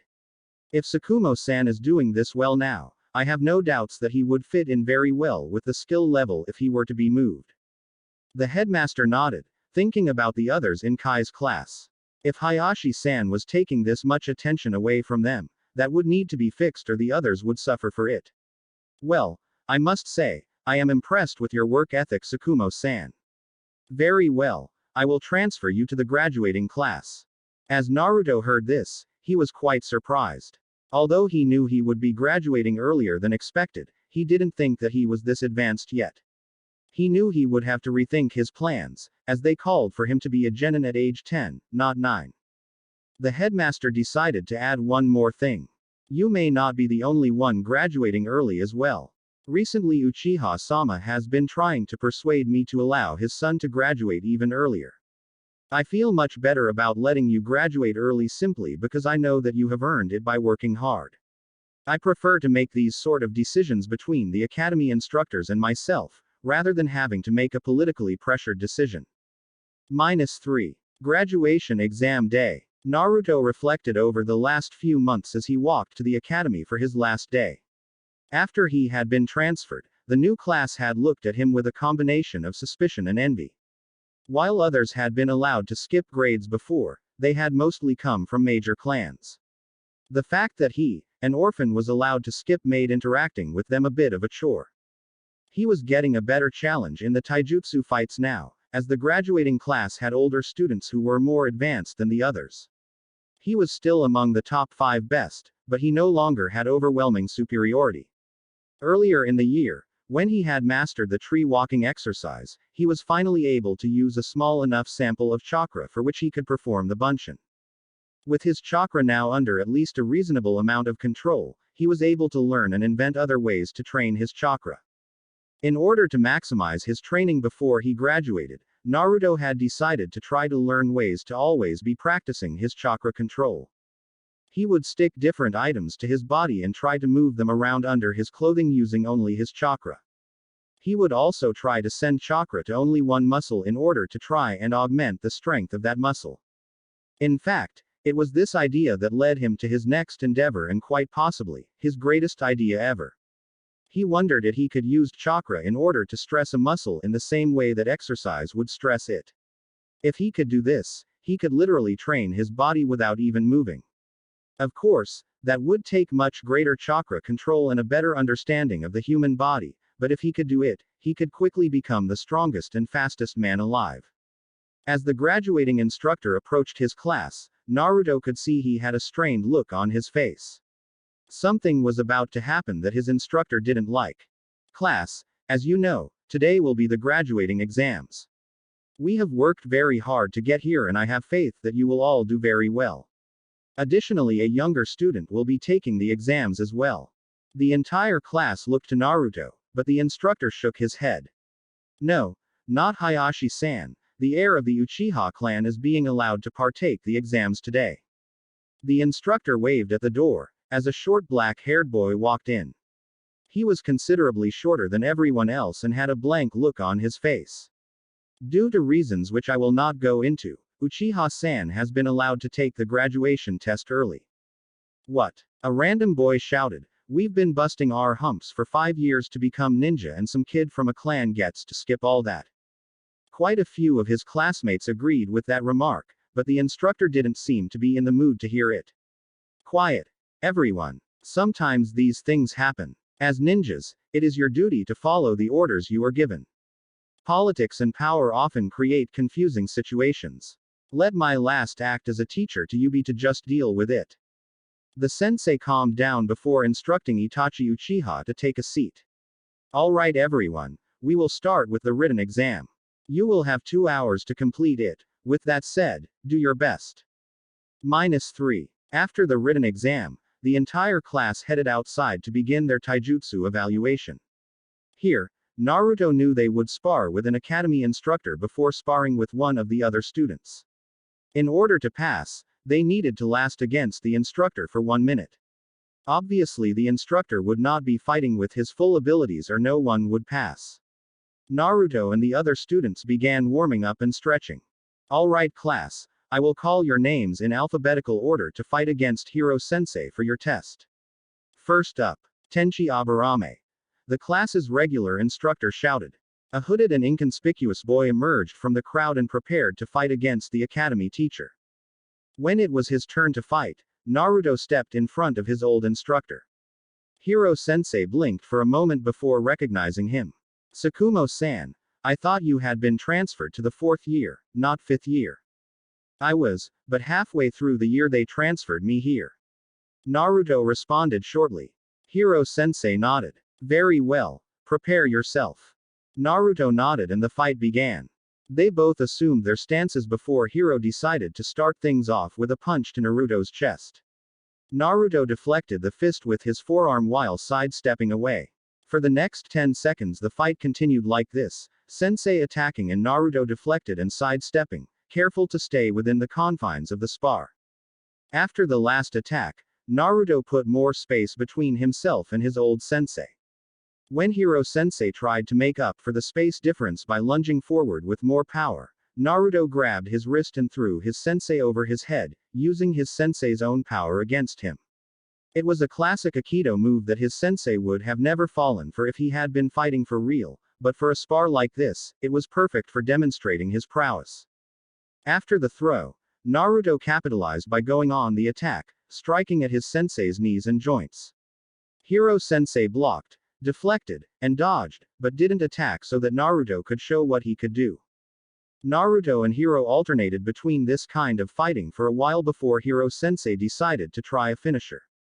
He blocked Naruto's most recent strike with a much harder block in order to expose Naruto's back, then grabbed his shoulders to pull Naruto into a knee strike. Instead, Naruto curled up, used Hiro's pull on his shoulders to power him through a backward somersault, before landing a quick strike on Hiro Sensei's exposed back. Time. His instructor shouted for behind him. Pass. Hiro Sensei declared to his instructor. Good job, Tsukumo. His old instructor congratulated. -3. Naruto rested a bit during the last half of the fights with the exception of one. He suspected that due to the fact that he and Itachi were the youngest, they would make them fight each other. As expected, Itachi was one of the last to go. As Naruto observed him, he could see that Itachi seemed to have a lot of experience fighting against people bigger than him. He used his center of gravity to his advantage and relied on speed and cunning more than strength. As he saw this, Naruto began to plan for his own fight against him. As expected, when it came time to fight each other, Naruto was paired off with Itachi. For these fights, a win was not expected to pass, but if the child lost, they had to show that their fighting prowess was good enough to succeed in the real world. These fights were observed by both senseis in order to determine just that. -3. As Itachi entered the ring, he observed his opponent. What he saw surprised him a bit. His opponent was a bit taller than him, but clearly closer to his age than to the others. He thought that he was the only one graduating early, but clearly that wasn't the case. As he readied himself for the fight, he noticed that his opponent was taking a bit more relaxed stance. Underestimating me, no doubt. Itachi thought before preparing to prove him wrong. As soon as the instructor said to begin, Itachi launched himself at the other boy. He stuck to his pattern of using superior speed to overwhelm his opponent's defenses at first before countering the blind attacks his opponent would try to change the circumstances. As expected, and like most of his other fights, he fell into a rhythm. Soon his opponent would grow tired of only defending an attack with a wild haymaker. Itachi would then use the power of this move against him with a throw before finishing him off. He heard his opponent growl and knew the attack would come soon. As expected, seconds later, a wild haymaker was thrown for which he grabbed onto, adding his own strength and guidance to throw his opponent. That was how it was supposed to go, only, the moment he tried to add his own strength, his opponent has stopped all forward momentum. Instead, Itachi could feel himself be kneed in the side before he was thrown outside the arena. Winner, Tsukumo Hayashi, he heard the instructor say as he looked confused at the result. Somehow, his opponent had known what he was going to do and led him into it. -3. At the end of the day was the ninjutsu portion of the test. The students had to demonstrate each of the 3 academy jutsus. If they had passed the other tests as well, they received a Konoha imprinted Hitai 8. Naruto walked out of the academy with his head held high. His academy days were over and he was officially ready to begin his ninja life. Or, at least, that is what he had been told. Truthfully, he wasn't so sure. Despite his high placement in the academy rankings, he felt like he wasn't sure if he was ready for ninja life. He had planned to be a little ahead of his classmates, but he didn't expect to be transferred ahead that last time. Due to this, he had decided on a new course of action that would be considered highly unusual. Normally, new genin were assigned to a 3-person team and given a Jonin sensei. They would traditionally go on D ranks and train until they were ready for C ranks. Depending on how long this took, the skills of the team, the patience of the sensei, and many other factors, they would eventually be nominated for the Chunin exams. Instead, Naruto was planning on requesting an immediate transfer into the Genin Reserve Corps. The Genin Reserve Corps was usually a place for injured Genin, older Genin, or inactive Genin. Oftentimes, if a team took the Chunin exams and one or two of the members passed while the others didn't, the remainder would be placed into the Reserve Corps while their fates were being decided. They had no superior officers and were considered the lowest ranked people in the village. They were expected to take the D-rank missions that were left over after the Genin teams had taken their pick. If they wanted to go on C-rank missions, they had to be chosen by Chunin team leaders who needed extra help for their missions. To his knowledge, nobody had ever gone straight there from the academy, but it was technically possible. Either way, he hoped to slide in under the radar. In this regard, he hoped that Itachi would help him. He had suspected that graduating from the academy at age 9 would attract some unwanted attention from the village, but who was going to pay attention to a 9-year-old passing the exam when a 7-year-old is graduating right next to him? -3. You want to what? The woman behind the desk couldn't quite believe her ears. As one of the office workers in charge of the Genin Reserve Corps, she spent most of her days talking to Genin who wanted out of the Corps, not Genin wanting in. I want to transfer to the Genin Reserve Corps. I know that it isn't a traditional path, but I graduated from the academy a lot sooner than I expected. I want more time to train and study before joining a team. I would feel a lot better if I could train on my own and use the Genin library to prepare for ninja life. Unlike Uchiha-san, who graduated even younger than me, I don't have a big clan to rely on for training and support. As soon as I get assigned to a team and ordered on AC rank, my life will be on the line. If I get a Jonin who views taking a team of Genin as beneath him, my career could end a lot quicker than I want it to. So you just want to study and train an extra year before applying for a team? She asked. Exactly. I can take solo D ranks to prepare, maybe even a low-risk C rank later on. But for now, I just want more time to train. I'm still 3 years younger than most of the people I graduated with, so I have time. The woman thought about what he had said. It was true that some Jonin senseis didn't want to have Genin and tried to rush the Genin through the cycle faster than they should. She looked again at the child before her. She was quite surprised that he had graduated as young as he was. Very well, I will approve your transfer. I expect you to act responsibly and not go on C ranks until you are sure you are ready. Chapter 4. Naruto walked out of the administration building with his head held high. He knew that this course of action would either make or break him. Most people fought tooth and nail to get out of the Genin Reserve Corps, and he expected he would have to do the same when it was time for him to leave. For now, however, his days were his own. There were no academy teachers to force him to study useless things. He would have access to the Genin library and training grounds, and he would be able to choose which missions he went on, to an extent. The first course of action was to make a plan of what he wanted to achieve for his time in the Corps. For this, he decided to check out the Genin library to see what was available to him for study. -4. As Naruto wandered the shelves of the Genin library, he was a bit saddened at what he saw.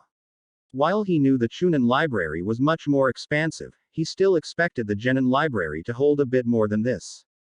Indeed, the Genin library turned out to be little more than a room with shelves lining the walls. One area that he had been excited to learn about was Fuinjutsu.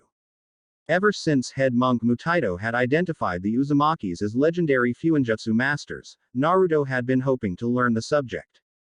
Unfortunately, it seems that there is a grand total of 1 book about Fuinjutsu in the Genin library. He examined the thin book and found that it was little more than a how-to book on creating and using storage seals and explosive seals. Naruto thought to himself, I guess those are the only things most people do with Fuinjutsu. Regardless, he added it to his ever-growing list of things to do. Naruto continued to look through the shelves, adding to his list of topic he wanted to study. Among his list so far were greater chakra control, trap making, field tactics, strategy, weapons study, tracking, field medicine, and etiquette. He debated whether to include etiquette on his list, but knew that usually it was the wealthy who hired ninja and expected them to behave themselves in civilized society, so it went on the list. For now though, Naruto paged through the chakra control books, looking for new exercises that he could perform both actively and passively. He was far more interested in the passive chakra control exercises, as those he could do while studying here in the library. Multitasking was a key trait that he was looking forward to achieving, and if it helped him save some time, he was all for it. -4. Naruto was checking out the D-rank mission office for the first time. He had mentally prepared himself to drastically lower any expectations on what sort of missions he would get. Naruto knew that most of the D ranks were little more than chores. Some jonin liked to take some of the D ranks and turn them into mini missions and encourage teamwork, but at the end of the day, they were chores designed to give the genin extra money while they focused on training. Naruto looked through the available assignments that were left over from the teams. He was looking for a solo mission that wouldn't take long. Eventually he found one of picking up trash down by a river. He figured that wouldn't be too different from his landscaping job that he had taken during the summer. He walked over to the teenager sitting behind the counter to check out the D rank for himself. The teenager looked suspiciously at him before asking to see his credentials. Naruto handed them over silently and waited for the office worker to be done with his suspicions. He eventually received both of them back before he headed out to perform his first D rank. The D rank was a simple one. He was confused at first as to where to get garbage bags and where to take the trash when they were full, but a quick stop back at the mission office resolved his questions. He spent a few hours quietly picking up trash alongside the river. There wasn't too much as he suspected. This mission repeated itself fairly often, but after a couple of hours he was done. Naruto returned to the mission office to report his success and collect his pay, meager as it was. Regardless, he now had a successful D rank on his official record. -4. His days continued on like this for 3 months. Each weekday, he would collect and do a D rank mission for a few hours. Naruto mostly liked the short D ranks he could do by himself, but occasionally he was assigned to work with a few others. If he did work with others, he noted that most of them were short-tempered teenagers who were disgusted with the fact that they were still doing D ranks at their age and not something better. Naruto resolved himself not to end up like them and to make sure that when it was time to start taking C ranks, he would show the Chunin leaders that he would be hard-working and pleasant to work with. Naruto made a habit of going to the office at different time and poking his head into the C rank office to see how busy they were at times. As he expected, during the late morning and early afternoon, the office was flooded with genin like himself trying to get onto a C rank mission. On the other hand, in the early morning when the office first opened, he noticed that there were Chunin actively looking for genin to accompany them on missions. He resolved himself to start altering his schedule now so that he would be wide awake early in the morning and able to get C ranks when it was time. Aside from the missions, he spent most of his days training. Each night he would read the books he had flagged from his first time in the library and make a plan for the following day. Each day would usually start out with the same sort of exercises he did back in the academy, except he pushed himself harder each time. He would then usually scour the training grounds looking for discarded weapons and equipment that he could use for himself. Most of what he found were broken or worn pieces that were probably ripe to be discarded, but Naruto took them anyway. He learned how to fix most of them himself and used them for his trap-making practice. When Naruto had added trap-making to his list, he had forgotten one thing. Trap-making was an extensive field with numerous types and ways to be done. The central fact was that they all needed equipment to perform. Equipment he didn't have and equipment he didn't want to spend all his money buying. Some of the cruder traps could be done with what was found in nature, but those probably wouldn't fool even a lesser ninja. Instead, he collected the scraps left over from the higher-ranking ninja, repaired them the best he could, and used them for practice. He didn't get to produce all the traps from the book, but over time, he got a much better understanding of how traps worked overall. When he began learning about field medicine, he discovered that the ninja hospital offered a week-long class to introduce genin to basic field medicine. Naruto immediately signed up for the next available course. Over the week, he had received an extensive review of what he had learned in the academy, and what he had missed from skipping so much of the academy. They showed the students what to do in emergency situations and how to perform crude surgery if nothing else was available. None of the students were particularly eager to perform a real-life cauterization in the field, especially on themselves. At the end they were all given a small booklet of the best plants typically found in Fire Country and how they could be used to make healing salves and medicines. After this week Naruto found field medicine to be a very crude field, but in a real-life situation, he supposed it was better than nothing. At night, he studied strategy, tactics, weapons, and etiquette. He knew he was approaching the point where what he needed now was experience. After a few C ranks, he could redesign his training schedule and adjust what he needed to learn. So, after 3 months of training in D ranks, he resolved to take his first C rank tomorrow. -4. Naruto showed up bright and early, right as the mission office was opening, so that he could receive his first C rank mission. He knew that he would have to be selective, so as not to take anything he couldn't handle, but at the same time, knew he couldn't be too picky. After waiting for a few minutes, an older Chunin poked his head in through the door to see if anyone was in the room. Surprised to see a child there, he walked in and said, "Hey, are you a ninja?" Naruto replied, "Yes, I graduated a few months ago and am looking for a low-risk C rank to get started with." The Chunin nodded and thought to himself before continuing. "Well, I have a C rank and could use an extra hand. It's probably just going to be a lot of running around without much danger, I suppose you could come along." "What would we be doing, if you don't mind me asking?" Naruto questioned politely. "Delivering payment to a series of mines. We collect the money from the head office in the capital, then go to the mines spread across Fire Country and deliver the monthly pay. There may be a risk of bandits trying to get the money for themselves, but they usually don't bother when it's ninja doing the delivery." "That sounds fine. If you're willing to have me, I'd love to go," Naruto replied. The Chunin chuckled and said, "This has to be one of your first missions, kid. I haven't seen anyone this excited for a mission like this for a while. Alright. Go pack for a 2-week mission, kid. There will be a lot of running around and we can probably hunt for most of our food, so pack light and meet me at the main gate in an hour. By the way, the name is Beko. Tsukumo Hayashi," Naruto introduced before heading home to pack.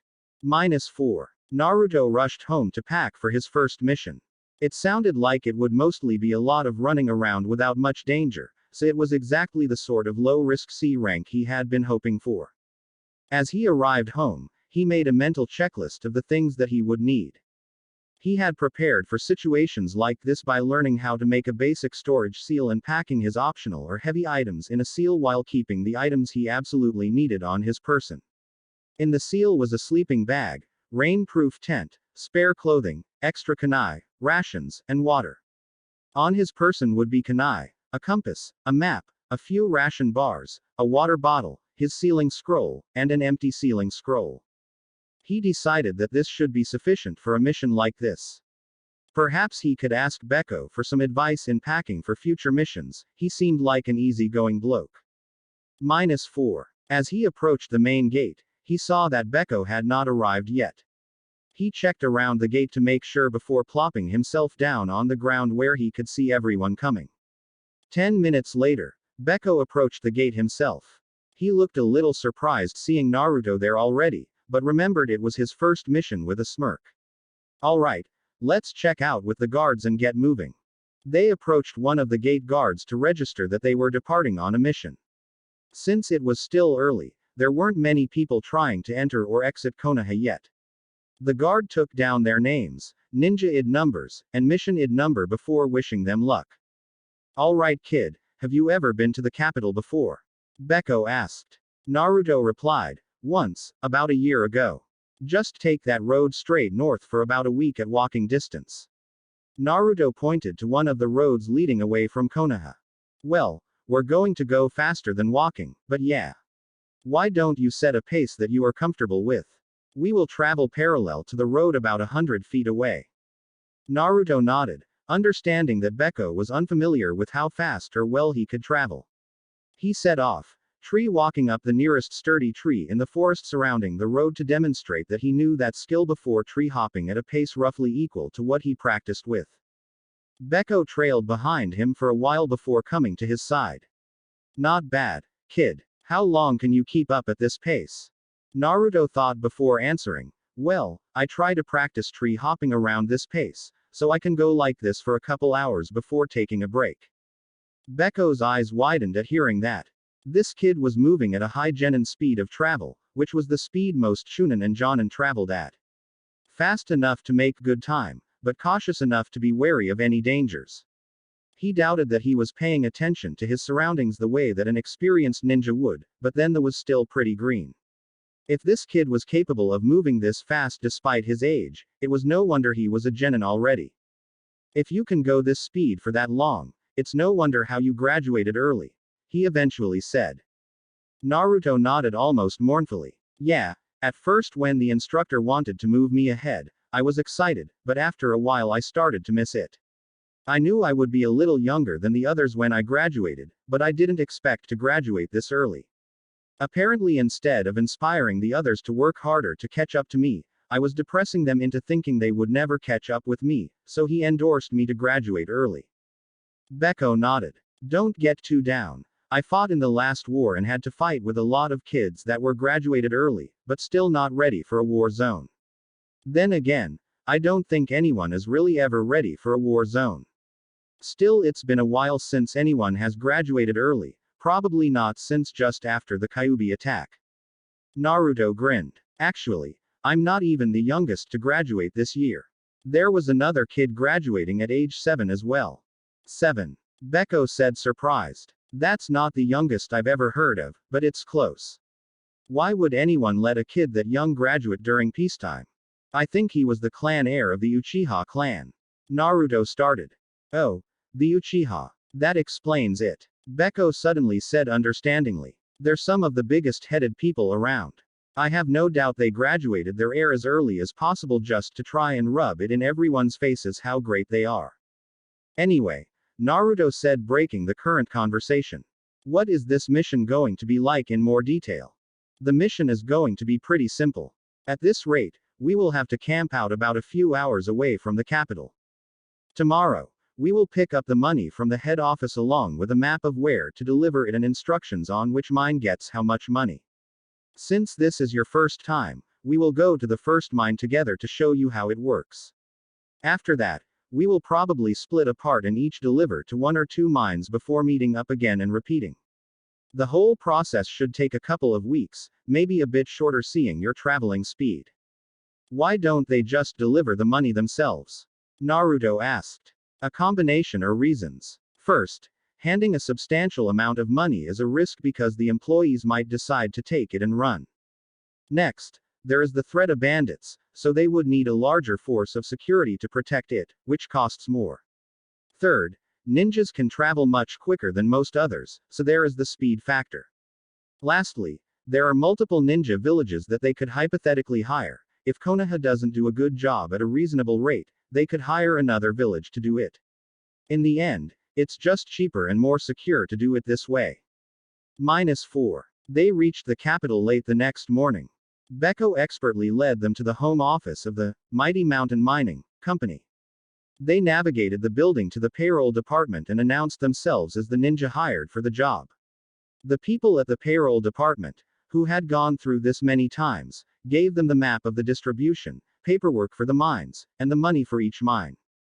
Beko expertly sealed the money away into a scroll that he carried on his person. They then headed out to deliver the money to the first mine. -4. The two headed to the first mine, located to the east near a group of mountains that had a good supply of silver being removed. The single eastern mine was only a half-day's travel away from the capital, but was included in their mission delivery, so it was a bit of a detour away from the other mines. Once they were away from the capital, Beko showed Naruto how he was going to separate the money into separate piles for each mine. He explained that he did this here, out in the middle of nowhere, so that none of the employees could see how the money was divided up and would know in what order they were delivering the money. If any of them were being bribed or blackmailed for the schedule, they wouldn't be able to give accurate information. Beko explained to Naruto that after he showed him how to make a delivery, they would travel west together before splitting up to distribute the rest of the money faster. As they approached what could only be a mining effort, Beko quickly showed him where to find the people in charge. Typically, The people in charge found themselves living in the nicer areas and supervising the lesser supervisors in operating the mine. In this case, it was an older man sitting behind a desk in a house near the mine. He looked like he had never mined a day in his life, but that was probably true considering the fairness of the world. They unsealed the money intended for this mine, distributed the paperwork, and received a signature confirming the payment. The entire process took only a few minutes and they were soon out the door, headed back west, to where the primary ore extracted was iron, on its way to be turned into steel. -4. Naruto and Beko separated a day later, each going to hit 2 mines before meeting at another mine the next day. Naruto had been given a slightly shorter route than Beko. In this region, there were a lot of mines, due to the heavy concentration of iron ore just beneath the surface. Naruto was a bit scared to be on his own, but knew he should be fine. It was after all, a low-risk mission. Naruto traveled for 2 hours before hitting the first mine.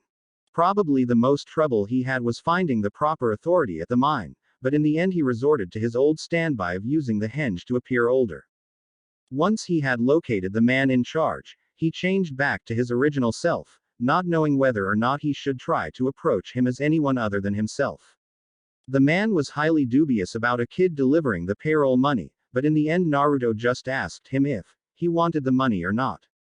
In the end, he had received his signature, and they had gotten their money.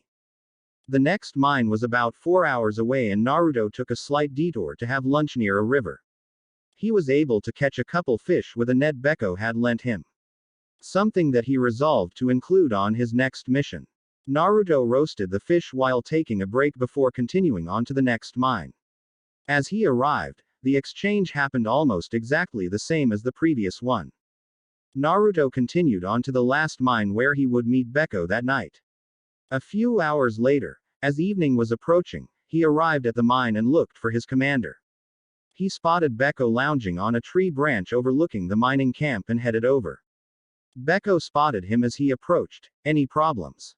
"Only in trying to convince the guys in charge that I really was delivering their money," Naruto responded. Beko chuckled before leading Naruto over to a campground he had already scouted. -4. Naruto and Beko walked slowly to the gates of Konoha. They had completed the mission in just over 12 days, which was pretty good according to Beko. They were walking the last distance so that Naruto could ask Beko any other questions he had about C-rank missions or anything else. Beko, having accepted his rank and place in Konoha, answered his questions in a helpful manner. They had talked about what sort of missions Naruto should be taking now, what else to bring on missions, when he should try to join a permanent team, and what sort of lifestyle most ninjas ended up leading. Beko, for instance, was a civilian ninja who had worked hard to achieve his rank. He had neither the chakra reserves nor the intellect to go for the Jonin rank, but he was satisfied with Chunin. He explained that most civilian ninja had great difficulty going beyond being a career genin and many ended up taking administrative roles rather than ninja roles. They checked back into Konoha with the gate guard before walking back to the mission office. They continued their conversation all the way to the mission office where they reported a successful mission.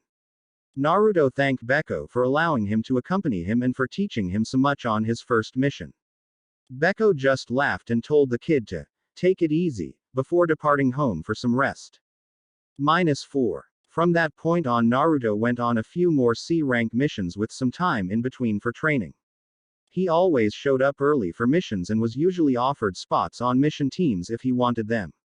This allowed him to be a bit more selective about missions and to avoid situations he knew he wasn't ready for. He had already gone on a protection mission, another delivery mission, and most recently, a bandit mission.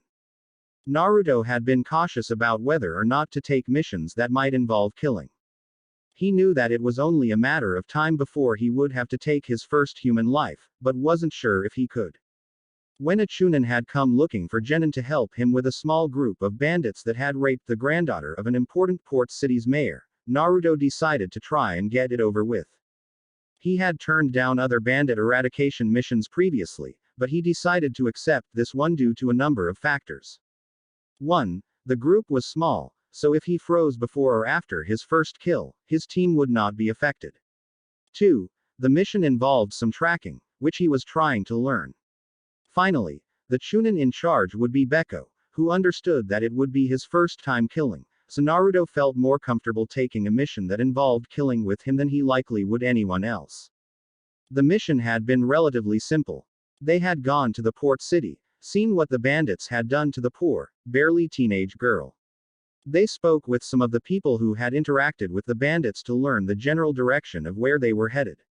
Naruto and his team caught up with them a day later when the bandits had set up camp for the night. The bandits were circled around a fire enjoying a deer that they were roasting. The bandits were only 5 in number, so it was a very small group, but if they hadn't raped such an important person, a group that small would have likely avoided the attention of ninja. Beko made the simple plan of simply killing them with shuriken and kunai from afar.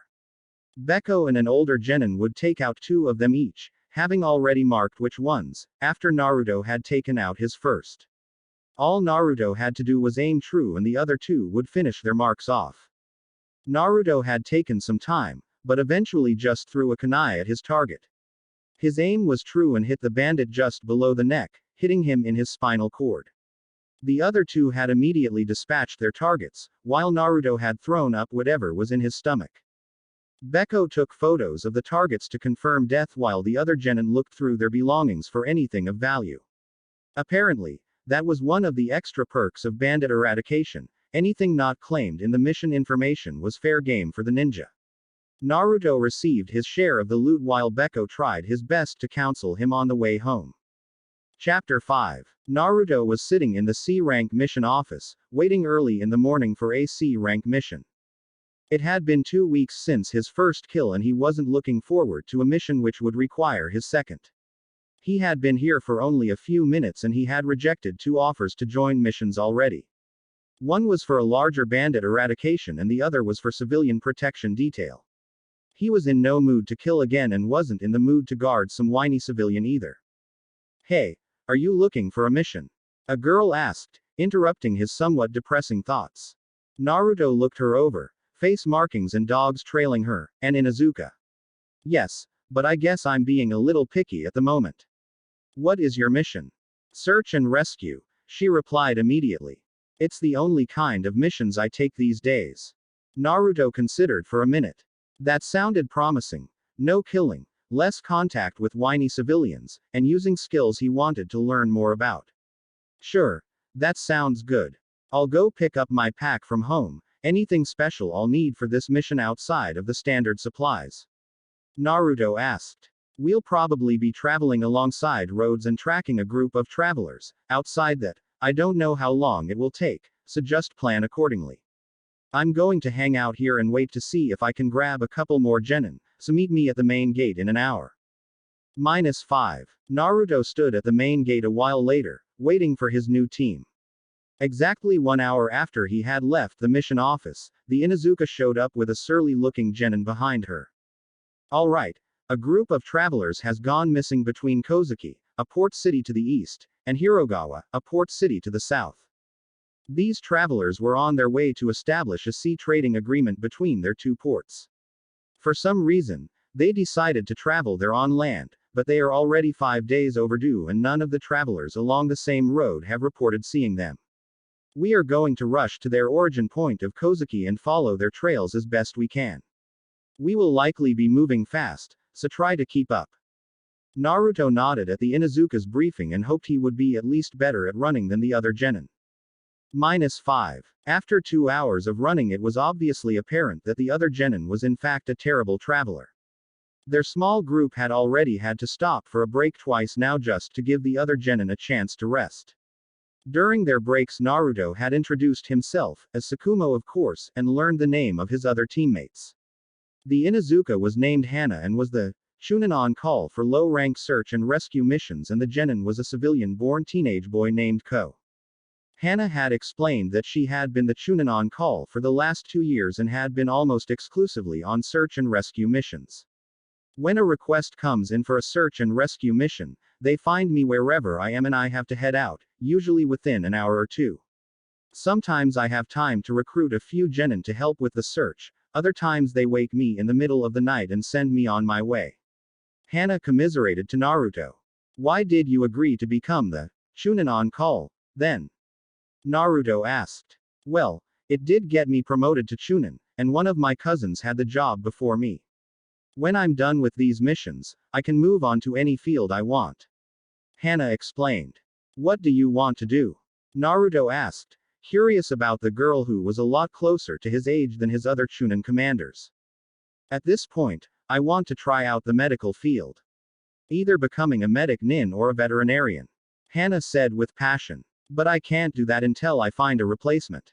Anyway, break's over. Let's get moving. Hana shouted, mostly in the direction of Ko, who had caught his breath again. -5. Eventually, they managed to make their way to the origin city of Kozuki. Hana immediately went to the authorities to find information on the people they were supposed to be looking for. They met with the deputy mayor to discover that the group had in fact left on time.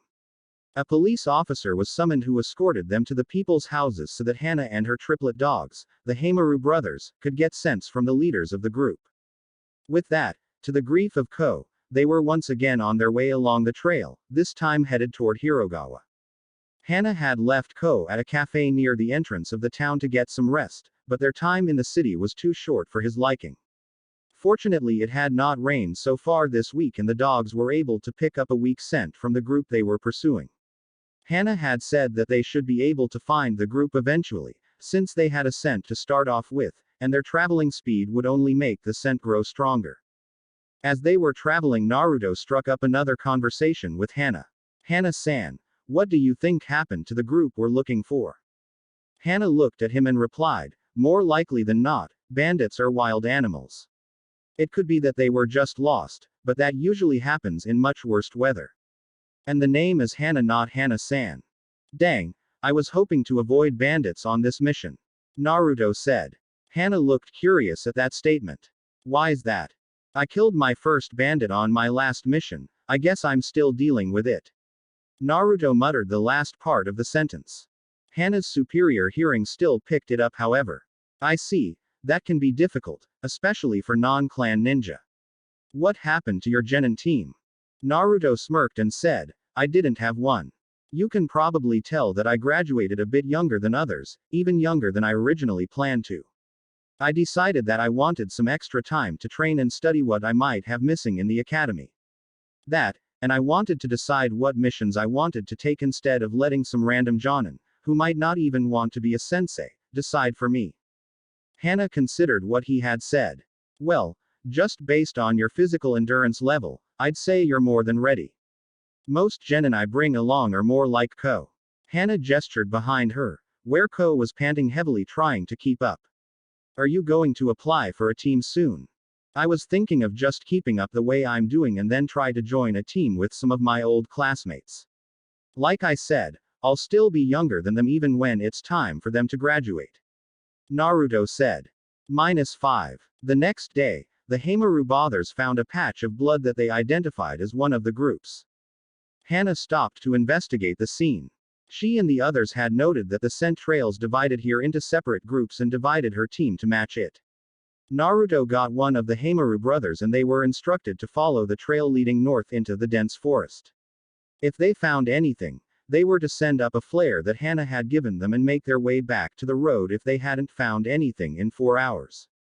Naruto followed his assigned dog as he led him through the deepening forest.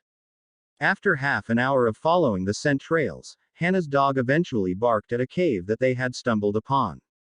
Trying to read the dog's mood on whether there were victims in the cave or bad guys failed, seeing how this was the first time he really interacted with a dog. He decided to just take it cautious and slowly enter the cave. He thought briefly of sending up a flare, but decided to at least scout it out a little first. Naruto entered the cave as silently as he could, waiting for his eyes to adjust to the darkness. He followed the cave in deeper and was eventually drawn to a distant light at the end of the cavern. He peeked behind a rock and saw them, bandits, again. It looked like a group of about a dozen, and Naruto had found their hideout. Naruto stayed quiet as he observed them from the entrance of the big cavern room. They looked like they had been here for a while, as most of the bandits appeared to be either sleeping or passed out in what looked like straw beds. He looked beyond them and saw what he had come searching for. Along the outer wall were 2 women, their hands bound and their faces beaten. It looked like they were being held by the bandits for entertainment. Naruto controlled himself as he had seen enough. He quietly exited the cave and took out the flare Hana had given him. He climbed to the top of a nearby tree, being careful to look around for any bandits guarding the cave that may see the flare. He was about to set off his flare, when he spotted one in the distance to the south, Hana's position. Naruto looked to the dog, who had followed him quietly throughout and asked, "Can you find this place again?" The dog gave what looked like a clear nod. "Okay. Good enough for me," Naruto thought, before saying, "Lead me to Hana." -5. When they found Hana, Naruto was able to detect a scent all by himself. When he caught a glimpse of why she had used her flare, he immediately felt the bile coming up from his stomach. It seemed that Hana had found out what happened to the men from the group, and Naruto could smell it from 50 feet away. Their bodies were in a pile which had been both rotting and being picked apart by various scavengers. "Tsukumo, as you can see, I found the bodies of the missing travelers. It was almost definitely bandits who robbed and killed them. Looking through the bodies, I can see that there are at least 3 missing," Hana explained. Naruto let his stomach settle before replying. "I think I found the bandits' camp. I was just about to send up a flare when I saw yours. There is a cave to the north of the road with about a dozen bandits inside. I scouted it out a little and saw they were holding 2 women hostage." Hana looked torn between congratulating him for his find and scolding him for his recklessness. Eventually she settled to just ask if he had seen Ko. Naruto shook his head before saying, "What now? I think you know what now. We kill the bandits, save the women, and return them home. For now let's return to the road and wait for Ko, he probably didn't see the flare," Hana said. Naruto nodded. "Damn, I wanted a mission with no killing, and now I'm about to do the same thing again." -5. Ko eventually turned up later with a survivor. The survivor, a young man named Daiki, had fled as soon as he had seen the bandits. He then spent the next few days lost in the forest until Ko had found him. He confirmed that there were about a dozen bandits, but couldn't say anything more. Naruto had sketched out on some dirt the layout of the cave so they could plan out their strike. Hana looked at Naruto and wondered whether or not he would be able to complete this mission, due to the fact that he had only killed once before this. In the end she decided to speak with Naruto alone. "Tsukumo, can you take a walk with me?" "Sure," Naruto said as he followed her. They walked for a bit before Hana brought up her line of thinking. "Do you think you are up to the task of killing more bandits?" Naruto hesitated before answering, "I'm not sure. I know it's my duty and it probably won't be the last time I have to do something like this, but..." Naruto tried to finish his sentence, but just couldn't come up with the right words.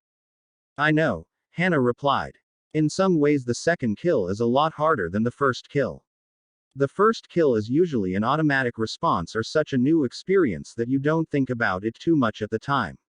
The second time, you are usually well aware of what is about to happen." Naruto nodded as he heard this. "And you're right, killing is unavoidable in the ninja profession.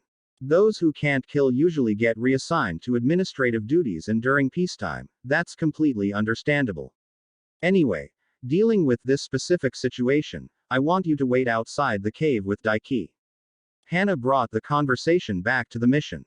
But Naruto tried to interrupt. "You are still a young genin, and you still have time to think about how you want your life to go. You can make this decision later and I can't rely on anyone going into that cave that hasn't completely decided whether or not they can kill again. Ko and I will deal with the bandits, you will wait outside and protect Daiki." "Okay," Naruto said weakly, embarrassed of his weakness. "Alright, let's get back to the others, we'll plan our attack," Hana said, turning to return to the others. Hana chose to attack in the evening. She made a rough plan of waiting for one of them to come out of the cave, either to relieve themselves or get some fresh air. Hana would take him out and Ko would henge into him and take his place inside. Ko would then protect the women inside while Hana attacked from the front with her nin dogs. It was a simple plan and would probably work as long as they catch the bandits by surprise. -5. Kenji finished off what was left of the sake in his bottle. His group had made a pretty good score off of this last group of travelers. They didn't have much in the way of supplies, but they had a pretty good amount of money. They also had a pair of not bad looking women. The women would take care of their urges for a while before he and his men broke them like all the others before. Oh well, plenty more where they come from, he thought. Grumble. Kenji's stomach gave an uncomfortable rumble. Ugh, I knew those fish were probably too old, I'm gonna be sick, he thought. Kenji made his way over to the corner of the room to dig a hole in the ground to throw up in. He was recovering and filling the hole back with dirt when he saw what must have been a side effect from the drinking. He could have swore he saw a girl and 3 dogs killing his men. Wait, no, this isn't a hallucination, that's a ninja. Kenji's eyes widened as he thought for a moment of helping his men kill her, but she had already killed half his men with what looked like a sideways tornado. Screw them, I'm getting the fuck out of here, he thought. He made his way as slowly and unobtrusively to the exit as he could. As he exited the cave, he saw what looked like a little kid. Wait a sec, that mask and that symbol on his head, he's a ninja. I'll get some revenge, then get the hell out of here, he thought as he pulled out a dagger. The kid started shaking when he saw him and Kenji grinned. The kid is so scarred that he's shaking, this is gonna be sweet. As he reached the halfway point between himself and the kid's hand suddenly went to his back and pulled out a metal star. The kid threw it right at him. Kenji's eyes widened as the shuriken pierced his neck. Kenji felt himself fall to the ground as he stared in shock at the kid. He felt himself bleeding out as he saw the world going dark. What? No, this can't be. I can't die yet, some kid can't. -5. Naruto looked at the bandit that had just tried to kill him. He had frozen at first, but managed to kill the bandit before he got too close. He once again felt the bile rushing up from his stomach, but this time fought to keep it down. Naruto remained rooted in his spot, alternating between looking at the man he had just killed and keeping an eye on the cave for any others that tried to leave. A few minutes later Hana and Ko walked out with the remaining 2 women. Hana instantly spotted the bandit laying on the ground and looked to Naruto. Naruto gave her a short nod indicating he had killed the man. -5. Naruto and Hana were once again resting next to one another. They had taken the man and women back to their home village and were now returning back to Konoha. As a courtesy to Ko, they had slowed down their travel speed a bit, now that they were not in a rush to search for missing people. You did good, Tsukumo, Hana eventually said. She had given Naruto his space for the last few days, but since they were only day away from Konoha, decided to talk with him now. Thanks, Naruto replied. I was really hoping for more of a break before I had to kill again, but I guess ninja can't always choose when or when not to take a life. Unfortunately, you're right. Almost every C rank carries the inherent risk of death, and as ninja, it's our job to be prepared. But still, we were able to find survivors and bring them home while at the same time getting rid of the cause. That is a lot better than most of my missions go. Hana said.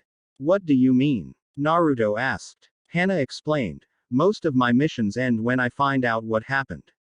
If I can just find the bodies of the missing people and determine cause of death, that is usually good enough for a mission success. Sometimes, I can't even find the bodies and it goes down in the books as a partial failure. Partial failure? Naruto said, confused. I thought missions were either successful or not successful. Hana nodded, not surprised at his confusion. For most missions, that is the case. But for search and rescue, oftentimes the contractor is just a company looking for lost expeditions. The company doesn't really expect us to find anyone, since they don't usually contact us until weeks or months afterward, but they are willing to pay us to look just so they are seen as doing something for the families of the missing. When we can't find anything in that case due to the amount of time that has passed and the area they could be in, the mission goes down as a partial failure. It means that Konoha still gets the money for looking and the mission can't be held against your record as a true mission failure would. Why would companies pay to have you look for people they don't expect to find?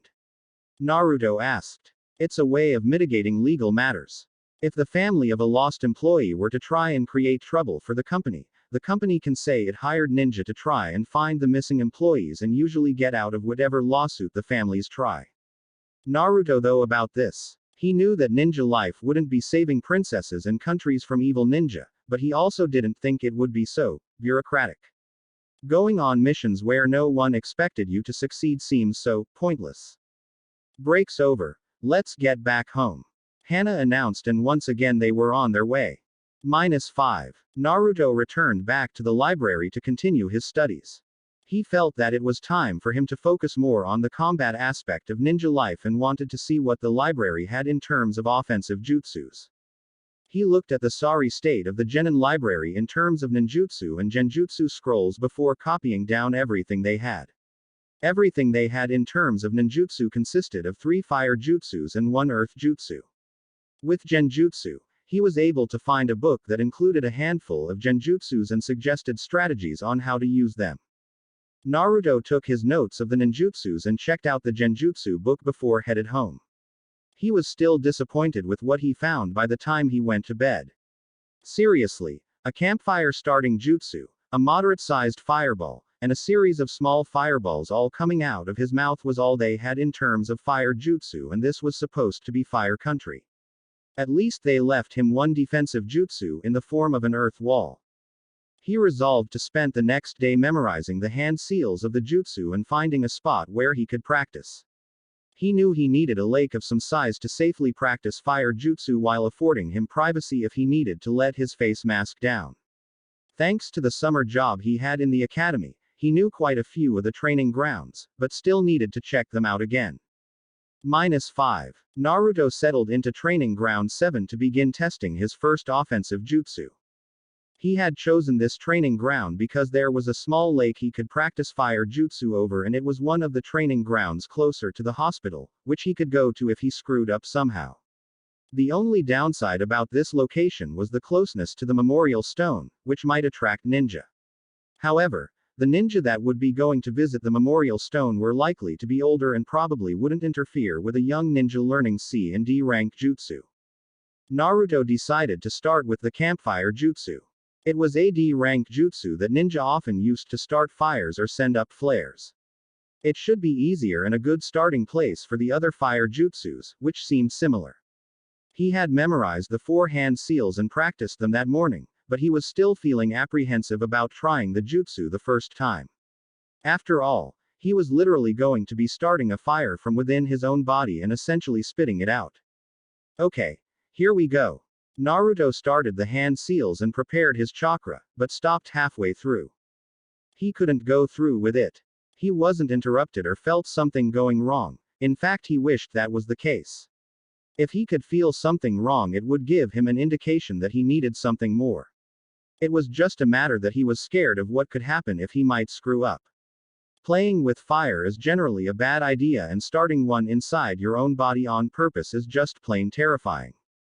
"Whatcha doing?" a voice from behind him said. Naruto whirled around in surprise. He hadn't heard anyone approaching him, but then he was pretty stressed just now. Naruto saw a Jonin standing in front of him wearing a standard Jonin outfit and wearing a mask similar to his own. He also had spiky silver hair like a broom and a hitai covering one of his eyes. Naruto, having calmed down, decided to greet the Jonin with a compliment. "Hey, nice face mask." The Jonin gave what looked like an eye smile. "Yeah, not many can wear a face mask as well as me. But, like I said before, what are you doing here?" Naruto pouted briefly, trying to figure out if the Jonin was saying he couldn't pull off the face mask as well as the Jonin. He grimaced slightly when the Jonin repeated his question, however, not happy that his interruption had returned him to his previous folly. Eventually, he answered the Jonin's question. "I'm trying to work up the nerve to try a fire jutsu for the first time." The Jonin considered his question for a bit before answering. "Well, I would ask why a kid who should be in the academy is trying to learn jutsus in the middle of the day." Naruto made to object when the Jonin continued on, "But I see from your hitai that you're a ninja already, so you must have graduated early, right?" "A little less than half a year ago, yes," Naruto answered. "So, what problem are you having with learning the jutsu?" the Jonin asked. At this point, just summoning the courage to try it the first time. "I'm just so nervous that if something goes wrong, I will literally be starting a fire from inside my own body," Naruto said, partially relieved just to be telling someone his fears. What jutsu are you starting with? The campfire jutsu. The Jonin nodded. A good choice for your first jutsu. One thing that you might want to try if you're nervous is to break the jutsu apart a bit and try to do it in steps. Do it in steps? Naruto asked, confused by what he had said. I wouldn't necessarily recommend this for all jutsu, especially the more complicated ones, but the campfire jutsu is pretty simple, so it should be okay. The hand seals to form to make the jutsu act as a guiding force for your chakra to interact the way it should. The last hand seal in almost all fire jutsus is the tiger seal, because it acts as an ignition to the fire. Maybe you should try the first 3 hand seals and focus on forming the basis for the fire and expel it without igniting it. Once you feel more comfortable, you can add the last step. Naruto nodded at what the Jonin had said and thought about it. It sounded like a good way of at least simulating how the jutsu would go without igniting it. He moved to thank the Jonin when he noticed that the Jonin had disappeared. Naruto looked around before seeing him standing in front of the memorial stone. Well, if he's standing there, I probably shouldn't interrupt him any more than I have to. That stone is deeply symbolic to ninja that have lost comrades during missions. Naruto thought with sympathy for the Jonin. In the end, Naruto turned around and started to practice what the Jonin had recommended. He was able to feel the chakra form inside of him before being released into the air. After half an hour of practicing this method, Naruto decided to add the tiger seal to ignite his jutsu. He could feel the flames coming out from his mouth and almost missed the small fireball that had emerged and gone straight to the water. Naruto tested his mouth with his tongue for any damage from the fire, but fortunately there was none. Naruto decided to try the jutsu again, this time adding a bit more chakra and aiming a little higher, so the ball of fire would be slightly larger and travel more distance before hitting the water. As expected, the fireball was a bit bigger and Naruto was able to get a much better look at it. Naruto turned to look once again at the Jonin who had remained in front of the memorial stone. Only this time, the Jonin was watching him. He appeared to give what looked like an eye smile, but was impossible to tell at the distance. Naruto settled for giving the man a short bow to show his gratitude. When he had risen, the Jonin had turned his attention once more to the memorial stone. At this point Naruto decided to go grab a late lunch before finding a new training spot to work on his earth wall. After all, it wouldn't be very considerate to ruin the tranquility of Training Ground 7 and the memorial stone by creating a huge mess.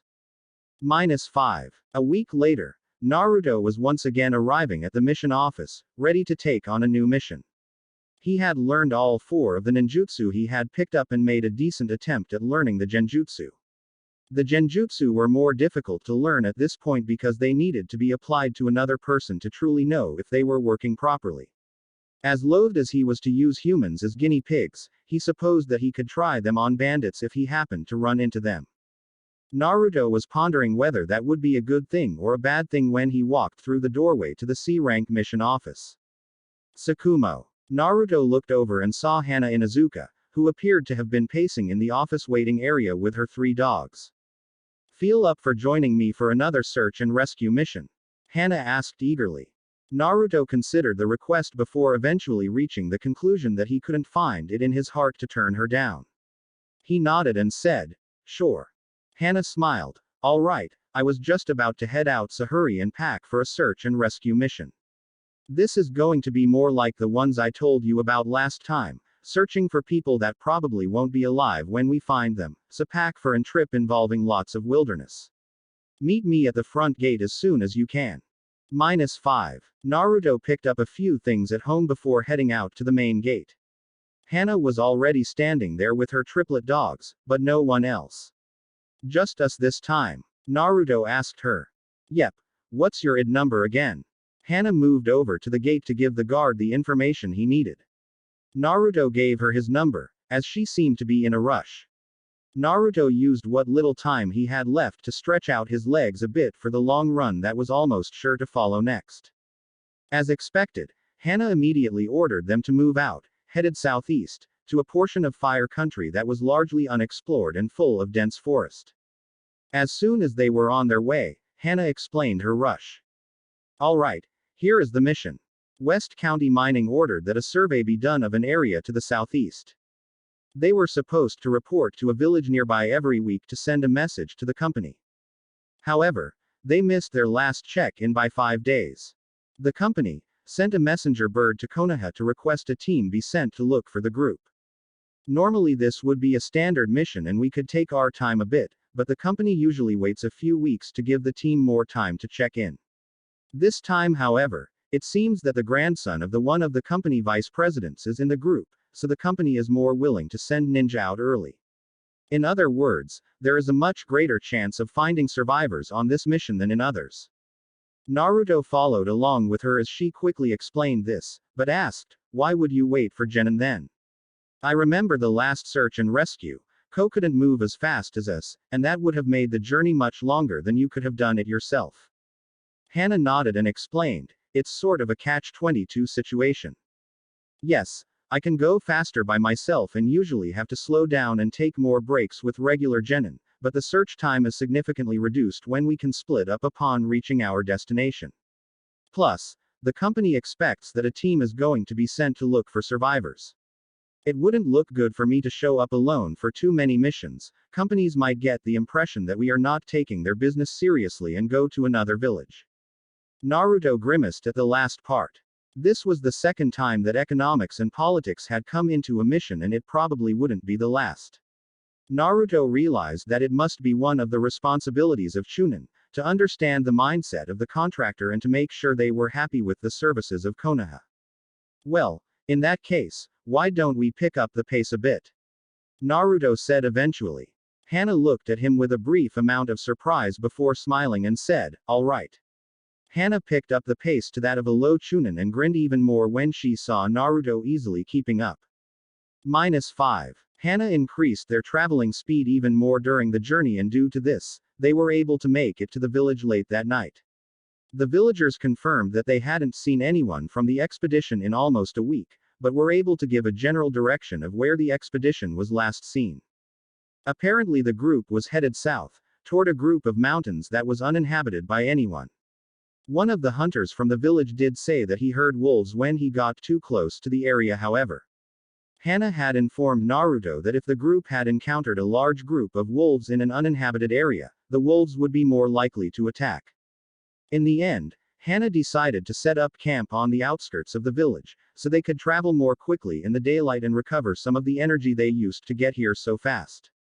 Both Naruto and Hana slept without a guard, feeling relatively safe due to the proximity of the village and the senses of the Heimaru to awaken if there was any trouble. After a short night of 5 hours of sleep, Naruto and Hana quickly packed up their camp and made their way to the group of mountains. It was early in the morning, so the sun was barely rising over the horizon. The trip only took a couple of hours for the ninja traveling through the trees. However, they were able to observe that civilians traveling along the ground would have faced many obstacles in the way of crevices, steep rock outcroppings and rivers. In fact, Hana decided to stop at a few of these to find the areas in which the expedition would have likely tried to pass said obstacles. After their third stop, the Heimaru were able to find a long crevice with a sturdy tree trunk connecting the two sides. The tree appeared to have been cut down recently, so the Heimaru were able to get a collection of scents that probably belonged to the expedition. Thanks to these, they were able to follow the scents straight to the expedition. They found a temporary camp set up in a flat area near a river. Hana had them observe the area for a few minutes before they moved in to investigate. From what they could see, it didn't look like there was any bandit presence, but bandits mostly hung out near roads and villages, so that wasn't surprising. Hana approached the tents and called out, "Hello. Is anyone here?" Both of them heard a groan coming from one of the tents, when a voice responded back. "Is someone there? Help. Is there a doctor with you?" Hana and Naruto looked into the tent that had the voice coming from it. Inside were two men that looked to be injured. "What happened?" Hana asked as she pulled out a scroll that contained some medical equipment sealed inside. The man who appeared to be less injured replied, "We were digging for mineral samples when we were attacked from behind by wolves. We never saw them coming and they killed half of us before we were able to kill or scare them off." Hana began unwrapping the bandages to look at the damage to the other, unresponsive but still alive, man. "Is there anyone else still alive?" Hana asked as she worked.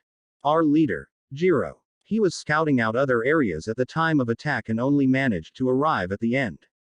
He hauled both of us here and tried to treat us as best he could. The man said as Hana began looking at the damage to his legs. Where is he now? Naruto asked. He went out to gather wood for a signal fire, hoping the villagers might see it.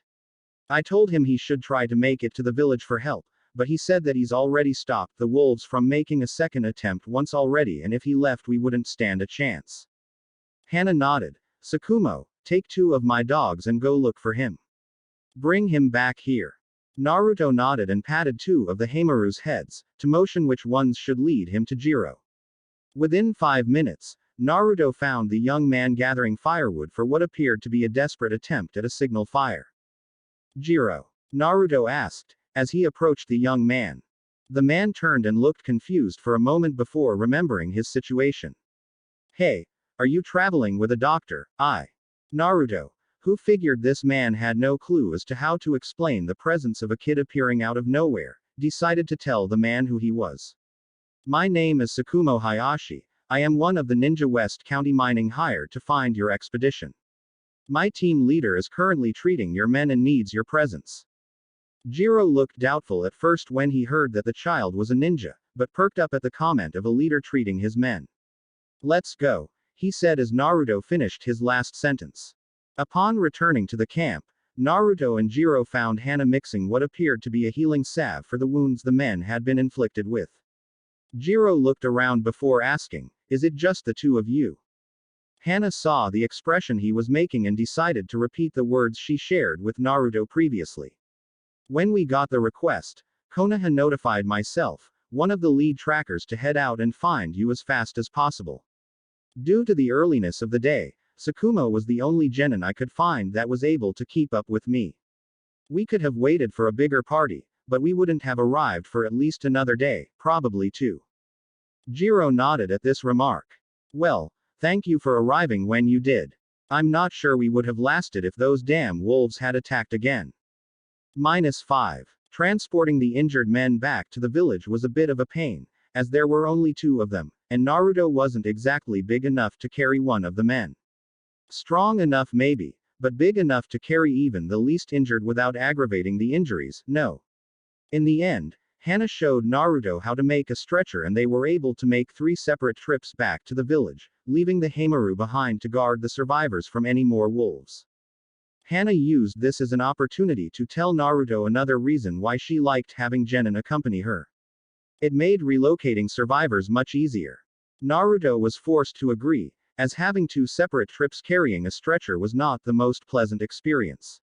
Still, the mission was a success and the team leader, Jiro, was the important grandson of the company executive, so the company would probably be happy. The injured members had admitted to thinking that Jiro was just a spoiled kid in a leadership position prior to the expedition. They expected him to run away as soon as the wolves made themselves known. Boy were they surprised when the spoiled kid not only fought the wolves off, but refused to abandon them. Naruto imagined that his reputation within the company would increase as a result. And because he was saved by Konoha ninja, he would probably be more likely to hire them if he was ever in a position to do so. Politics and economics again. By the time Naruto and Hana had arrived back at Konoha, Naruto decided that he was developing a fondness for these types of missions. He hoped that in the future Hana could teach him more about tracking. In fact, it was that idea that led him to a certain remark to Hana that he almost regretted. Hey Hana, Naruto said as they were about to part ways in Konoha. If you need someone to accompany you on these missions, feel free to come to my apartment to ask me. Hana looked surprised before grinning. Are you sure, Sakumo? Sometimes they wake me up in the middle of the night. Naruto pressed his advantage. Just promise me you'll teach me how to track when you can. Done, was all Hana said to that. -5. For the next few months, Hana requested that Naruto join her on missions almost every time she had one. Twice now, she had woken him from his sleep to join her on missions in the middle of the night. On both of those missions, it had been just Hana and him, and her dogs of course. Other times, she had tracked him down wherever he was, usually a training ground or the library, to accompany her and the other genin she had chosen. As promised, She had taught him quite a bit about tracking so far. She had lent him books the Inuzuka had on basic tracking and had taught him how to channel chakra to his nose, in order to track things down by scent. Naruto was still quite new at it, and wrong more often than he was right when it came to following the correct scent, but it was a pretty good start for a non-Inuzuka. Hana had asked him to join her this afternoon for lunch at the Korean barbecue restaurant at noon for lunch. Naruto wondered what that was about, but trusted Hana enough to know she probably wouldn't be wasting his time. Although, Naruto did make sure to wear a face mask with a slit in the mouth area for eating, so that he wouldn't have to reveal his whisker marks to her. Naruto entered the restaurant and immediately saw Hana sitting in a corner booth. He walked over and sat across from her. "Hey, what's up?"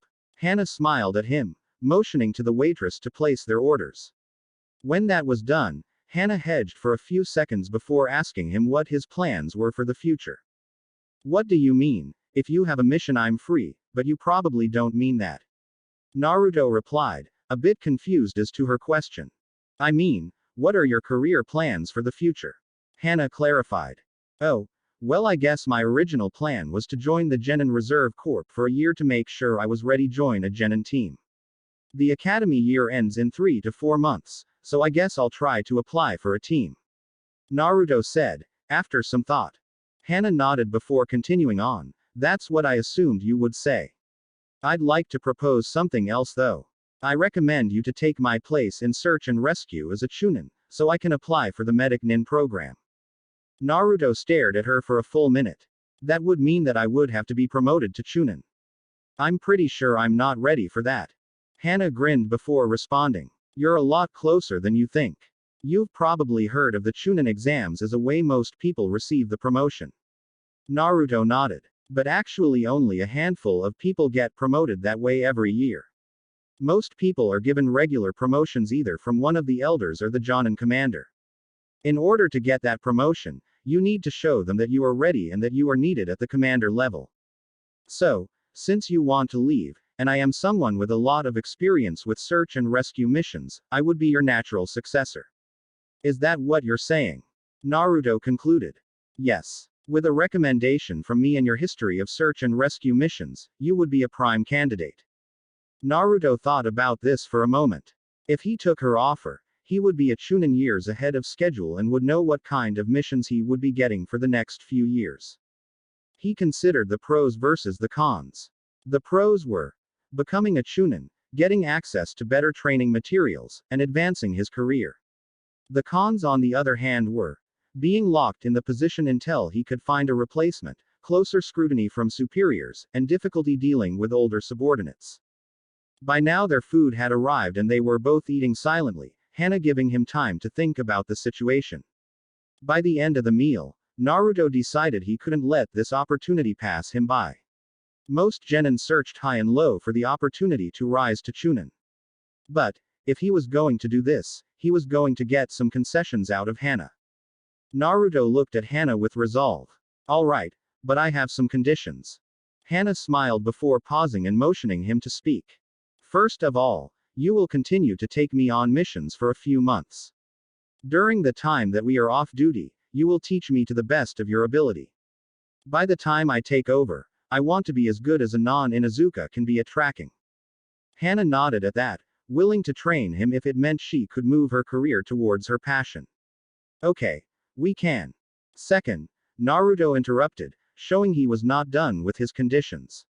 "You will train me to be as good a Chunin in other, non-tracking fields. If I become a Chunin, I don't just want it to be because I had only one skill.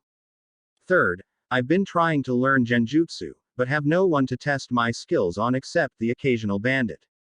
I realize this might be awkward, but I need someone to give me feedback on what works and what doesn't." With that, Naruto nodded that those were his conditions. Hana thought about the last two. She had no problem with the first request. After all, if he couldn't handle the missions, she would likely be drafted back to take over again, and that would be a black mark on her record. Training him to be as good as a Chunin would take some hard work and would cut into her time studying for medical training, but if it meant that she would be free of her constant search and rescue missions, she was willing to put in the time. The same could be said for his Genjutsu training. Deal. Hana finally decided. -5. Naruto was on his way to his first off-duty lesson with Hana. He had been planning on applying for a genin team, but after thinking about it, this was probably a better option. Now that he had time to think, he probably would have had a similar experience to the one he had the last year if he had just applied for a genin team to start with. A few months of D ranks and training followed by a series of C rank missions. The paranoia that had worked itself into his daily life as Naruto Uzumaki the monster had clearly seeped into his existence of Tsukumo Hayashi the unknown. Naruto wondered what his life would be like now as a team genin. Would he be best friends with his teammates or would he be constantly at odds with them? Would his sensei be a supportive leader and teacher or a damaged jonin just drifting through the rest of his life? Either way, Naruto had made his choice. In a few months, he would be a chunin, and wouldn't experience a genin team until he took one for himself. Resolved with his choices in life, Naruto knocked on the entrance to the Inuzuka clan compound. As expected, as soon as he did, he heard what sounded like dozens of dogs starting to bark as one. He always wondered how clans knew someone was at the gate without stationing a permanent guard there. The Inuzuka clan had dogs that would bark instantly, but he had no idea how the other clans did it. As he was expected to be here at this time, it was Hana who answered the door. "Come on in, Tsukumo." He was led inside where he immediately encountered a second gate and fence, which held back dozens of dogs from getting out when the main door was opened. Hana opened the gate enough for him to squeeze through as half a dozen dogs literally surrounded him trying to get his attention. Naruto patted a few of their heads but that only seemed to make them more excited. Hana seemed content to just watch as the dogs, mostly puppies, jumped up to try and play with him. Eventually a new voice was heard coming from the main house. "Hey, settle down." The dogs, for the most part, sat down on the ground obediently, although a few of them looked like they wanted to keep playing. A woman was approaching from the distance. She was wearing a standard jonin vest and had spiky brown hair with Inuzuka face markings. Naruto noted however that she had a distinctly more feral look to her than Hana did. As she neared, she looked at Naruto with a questioning expression. "So, who are you?" Hana eventually decided to speak. "Mother, this is Tsukumo Hayashi, one of the genin I prefer to work with on my missions. I'm going to try and train him to replace me." Naruto straightened out as Hana addressed her mother. He knew from speaking with Hana that her mother was the clan matriarch. "Inuzuka-sama, it's an..." "No, none of that now." Hana's mother interrupted him immediately.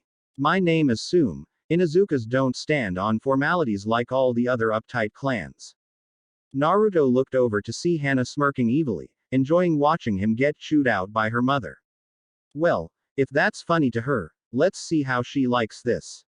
Naruto thought, coming up with a prank. "Thank you Sum-san, I'm very grateful Hana-sama is giving me the chance to prove myself." "Hana-sama," the elder Inuzuka said questioningly as she turned to her daughter.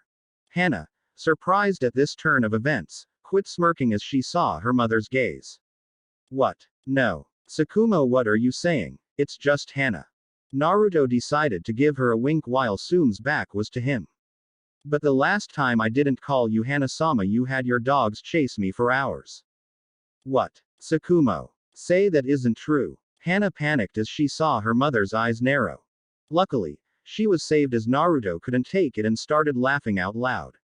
"Sorry Sum-san." Hana looked like she was enjoying watching me get scolded a little too much. Jerk. Hana punched him on the arm before leading him away from her mother. -5. Sum watched the two training out in the yard for the last few hours.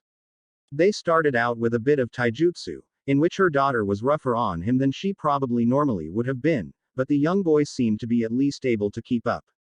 The boy's form was a bit crude, but not bad for a genin, especially for a genin his age. After their taijutsu warm-up, Hana led him to the portion of the yard where Inuzukas and their dogs usually trained their senses. Tsukumo seemed to be a somewhat novice at the subject, but appeared to have at least some previous training. It would be at least a few weeks until he was ready to use it in the field. As Hana was introducing him to various scents and what they meant, Sum pondered how the last few months had been for Hana. In the last few months, Hana had been a bit more relaxed both before and after missions. Just a few months ago, Sume could tell that the missions were starting to get to her daughter. Being constantly on call and having to go on many missions solo were beginning to affect her. Sume was always concerned when Hana couldn't find any genin to accompany her, but her missions were usually too low ranked to necessitate them and had to be completed as quickly as they came in. Recently, however, Hana had seemed less stressed about this fact and had revealed that a genin with a lot of potential had given her permission to seek him out for mission in the future, even waking him up in the middle of the night. Sume had to admit, seeing a boy his age was discomforting as it made her maternal instincts want to ban him from missions, but the way that he had interacted with her daughter showed that they had a friendship that was developing nicely. She had been originally outraged that her daughter forced a young child to address her as Hana-sama, but that it was all a joke made her laugh now that she thought about it. She would look forward to seeing Sakumo for the next few months and getting to know him a bit better. -5. 3 months later. Naruto age 10. Hana grunted as she felt she took another hit in the back. When Sakumo had asked to test genjutsu, she never thought it would turn into this. Hana had spent the last few months spending almost every day training with her successor. During missions, he had taken the lead and did all the tracking with Hana watching over him, supervising and correcting mistakes. At first, there was a lot of trial and error for the young genin, but recently, the mistakes had been growing less and less common.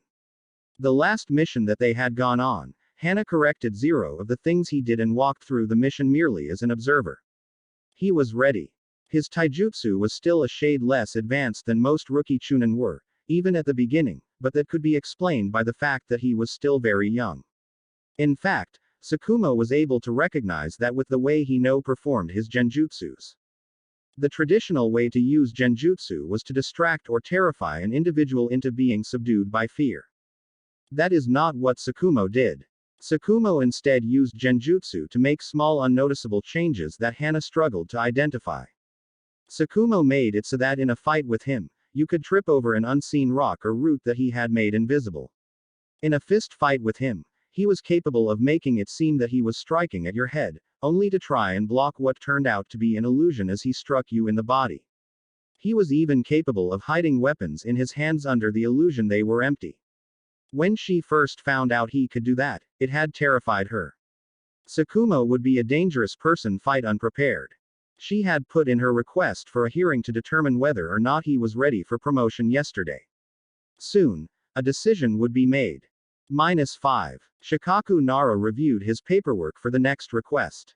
He usually spent 2 or 3 days dealing with his duties as Jonin commander before trying to go on a mission with his old teammates. The Hokage, who was starting to get older however, was starting to give him more authority in hopes of lessening his own workload. Unfortunately, he couldn't say no to the Hokage, so that meant less time for easy missions with his friends. Shikaku looked over the request. Hana Inuzuka, the current chunin on call for low-rank search and rescue missions, was proposing that she had found a successor and would like him to promoted so she could enter the medic nin program. It was in his power to grant regular promotion for a genin to chunin, but he liked to interview the candidates himself to make sure they were ready. In this case, he would definitely be doing it, as he found out that the genin was only 10 years old. He let his secretary know to send in Hana first. As she entered, he took one more look at her file. Hana Inuzuka, age 15, chunin for search and rescue missions for the last 2 years, studying to become a medic nin. Take a seat, he said as he saw her enter the room. First of all, I see you have a good mission history and would like to enter the medic nins, an admirable goal. I want to make sure your choice for successor is ready for the responsibility. How did you arrive at the choice to nominate? Sakumo Hayashi, Shikaku began, as he dug out Sakumo's name from the pile of paperwork. I first met Sakumo-san when I was looking for genin for a mission one early morning. He had realized that if he showed up early to the mission office, he could choose which missions to go on, rather than waiting a few hours and begging to go on a mission period. Hana said, to highlight the fact that Sakumo had the intelligence to both figure out the system and choose his own missions. I remember it because on his previous mission he had his first kill and was looking for a mission that didn't involve killing. I immediately took notice of him because he was able to keep up with me at my traveling speed and was confused as to why the other genin accompanying us could not keep up. He performed well on the mission, and although the mission later involved killing bandits, he was able to make his second kill while defending one of the rescue victims. Shikaku nodded and made notes. The second mission with him was a week later, when it was just the two of us. We traveled to the target site at Chunin level speed this time, and he kept up with me without problem. Because of that, we were able to arrive in time to rescue 3 people who had survived being attacked by wolves, 2 of whom were injured. After that mission, he told me I was free to search him out for future missions. From that point on, whenever I had a mission, I immediately took him with me. He would accompany me when I received missions during the middle of the night and when I was able to gather other genin. Hana continued. At what point did you offer him to become your successor? Shikaku asked. About 3 months ago. He agreed on the condition that I train him in tracking and that I help him get his other skills up to Chunin level. Hana defended. How would you access his skill level? Shikaku said as he turned to Paige to take her answer down. His tracking is as good as a non-Inuzuka can be. I let him take the lead on the last few missions and he only made very minor mistakes. The kind of mistakes that it usually takes even Inuzukas a few dozen missions worth of experience to refine. His taijutsu is a bit below average for a chunin, but for his age is awesome. I've seen him do ninjutsu, but only a few fire jutsus and 1 earth jutsu. He has a real talent for genjutsu on the other hand. He uses it not to intimidate or subdue, but to fool. He can literally make himself appear to be a weak target only for him to strike under cover of genjutsu before you even know what hit you. Hana raved. In fact, I'd say that intelligence is one of his best assets. Despite the fact that obviously he would need to be intelligent to graduate early from the academy, his intelligence seems to be more tied to the real world than it does to be book smart. He knows that his body is still developing, so he's focused on building up his other skills first. Very well. Shikaku concluded. For the record, you feel that he is ready to assume the duties of a chunin? Absolutely, Hana said with full conviction. Shikaku nodded before dismissing her and asking her to send him in. As he observed, the genin that walked into the room appeared to be quite young. The fact that he was up for promotion only a year after he graduated early was not too surprising, but it was surprising that it was not happening in a chunin exam.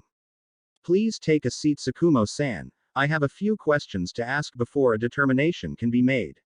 First of all, Shikaku began, please tell me why I see you applied for the Genin Reserve Corps instead of joining a Genin team like everyone else.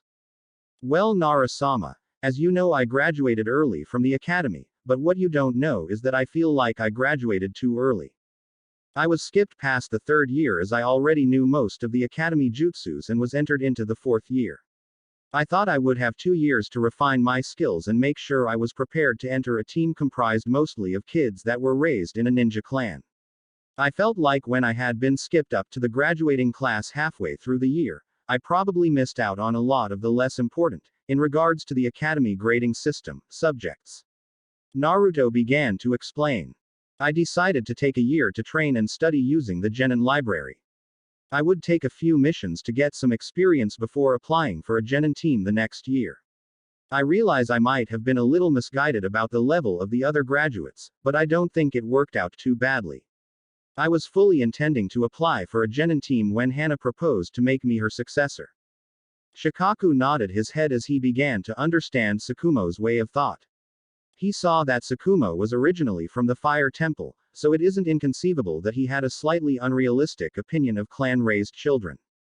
Not that he's wrong compared to clans like the Uchiha, he thought of the clan that basically raised their children to be warriors from day one. What sorts of training and studying did you do? Naruto internally reviewed what he did before answering. Well, first I went to the Genin library to plan out my year, and that's where I started to realize that maybe I should have just gone into a Genin team. The Genin library is pretty pitiful, I was honestly expecting a bit more. Shikaku grimaced slightly as he thought about the rather bare shelves in the Genin section in the library. But I was still able to study quite a bit. I studied greater chakra control, trap making, strategy, weapons, field medicine, and etiquette. I signed up for a week-long course at the hospital to study field medicine. During that time I took D ranks and scouted out the best times to look for C ranks. Later on I learned all the elemental ninjutsu and genjutsu they had in the genin section. Naruto boasted, trying to make sure the Jonin commander knew he wasn't wasting his time. Shikaku made more notes on his papers before he decided to change topics a bit. Very well. Let me shift topics a bit. What do you think are the primary roles and responsibilities of a chunin? What does it mean to be chunin? Well, I suppose for me, it's a bit easier because I know what my primary role as a chunin will be. I will be in charge of taking most of the search and rescue missions. I will have to be constantly on call, ready to head out in an instant if a mission comes in. The greater role or a chunin, however, is to act as both a leader and a protector of his team. I will have to assert my authority, especially due to my age, to make sure that any genin under me understand that I am in charge of the missions and that I am capable of both making the correct calls in the field and making sure my team is safe. Above that, I have learned from watching my chunin commanders over the last year that a chunin also needs to consider the economic and political actions of each decision. Shikaku's eyebrows raised at that point before telling him to explain. There are many ninja villages that people can hire to do work. Konoha ninja have to make sure that we are providing good service in the forms that they can appreciate. For example, when Hana is performing a search and rescue mission, there is a good chance that she could find and escort the victims to safety much faster if she were traveling alone than with a team of genin that can't keep up with her. But if she didn't work with a team, the employers might see this as a sign that we are not taking their contract seriously. In order to make sure our clients are happy with our service, a chunin has to weigh every decision in the field. In short, it's just as or possibly even more important that chunin are smart as well as strong. Shikaku internally smiled. This kid gets it. He's ready for chunin. -5. Both Naruto and Hana stood in front of Shikaku as he completed the paperwork. Hana Inuzuka, your request for the promotion of Tsukumo Hayashi is accepted. Tsukumo Hayashi, you are hereby promoted to the rank of chunin. Congratulations.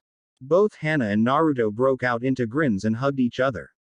Hana-san, you are free of your post and allowed to apply for medical nin training. Tsukumo-san, you are now the chunin on call for low-ranking search and rescue missions. I expect you to carry out your duties well. That's it for this part. If you enjoyed it, then like, share and subscribe for the next video as it's going to be more interesting, and also check out my other playlists. Hope you would like them too.